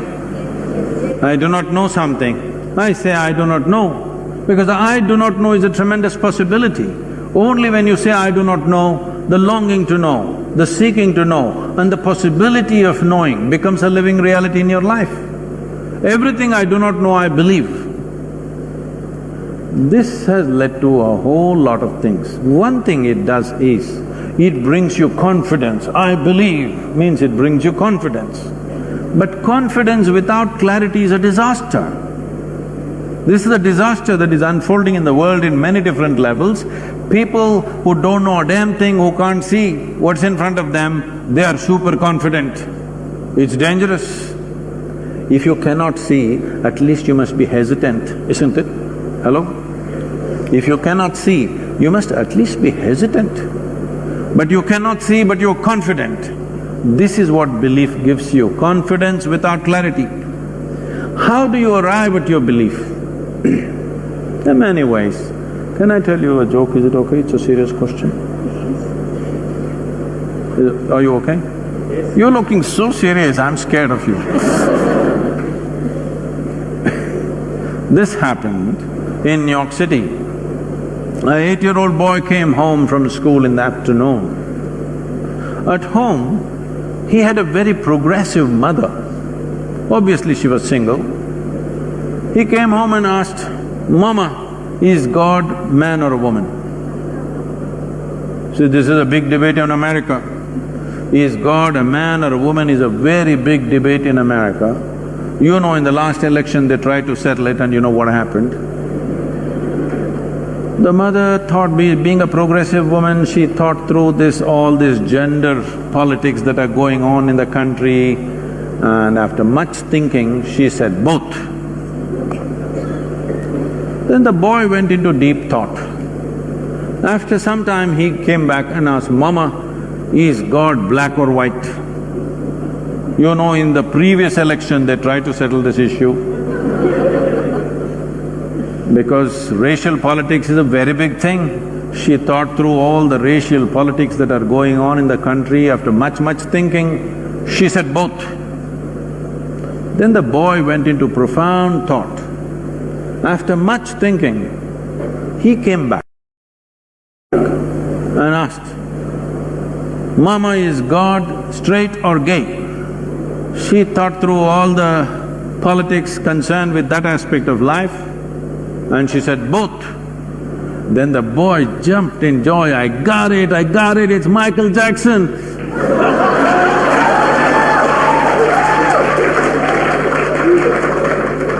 I don't know how you arrived at yours.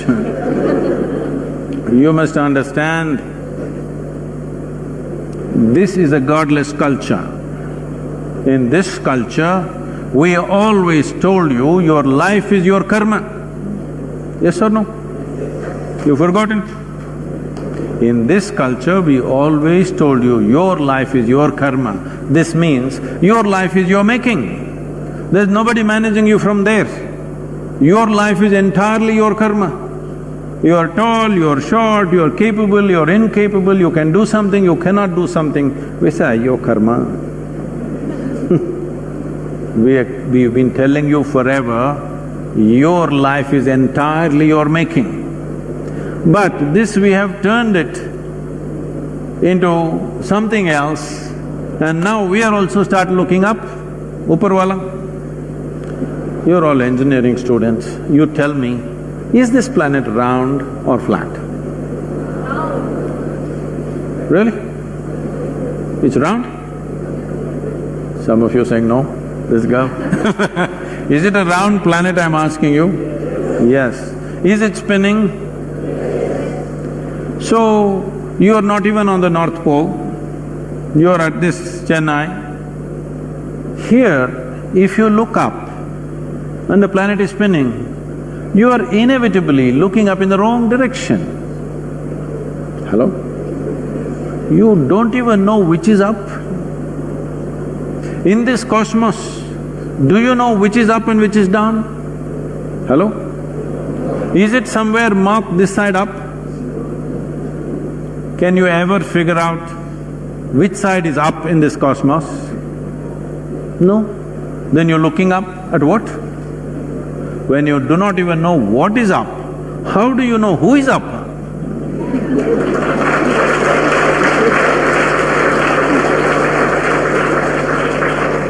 Does it mean to say, I created the universe? No. Obviously, before you and me came, everything was here, isn't it?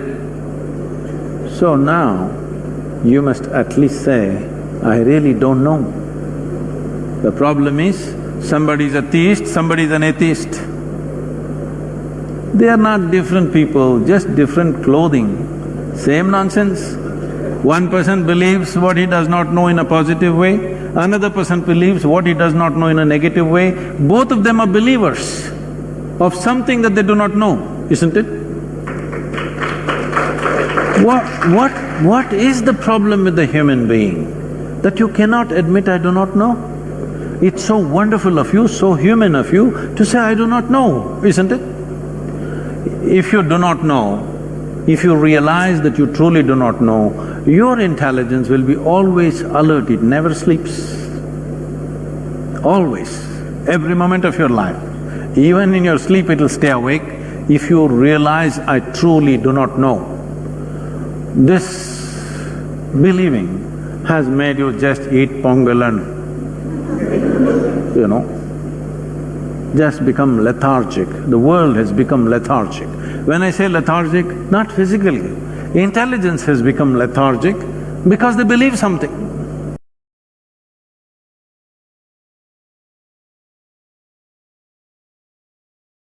Everybody believes some nonsense.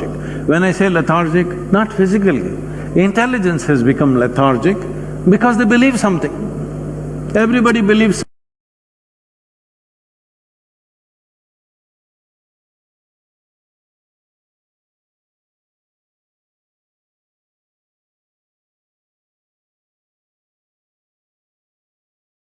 Some nonsense.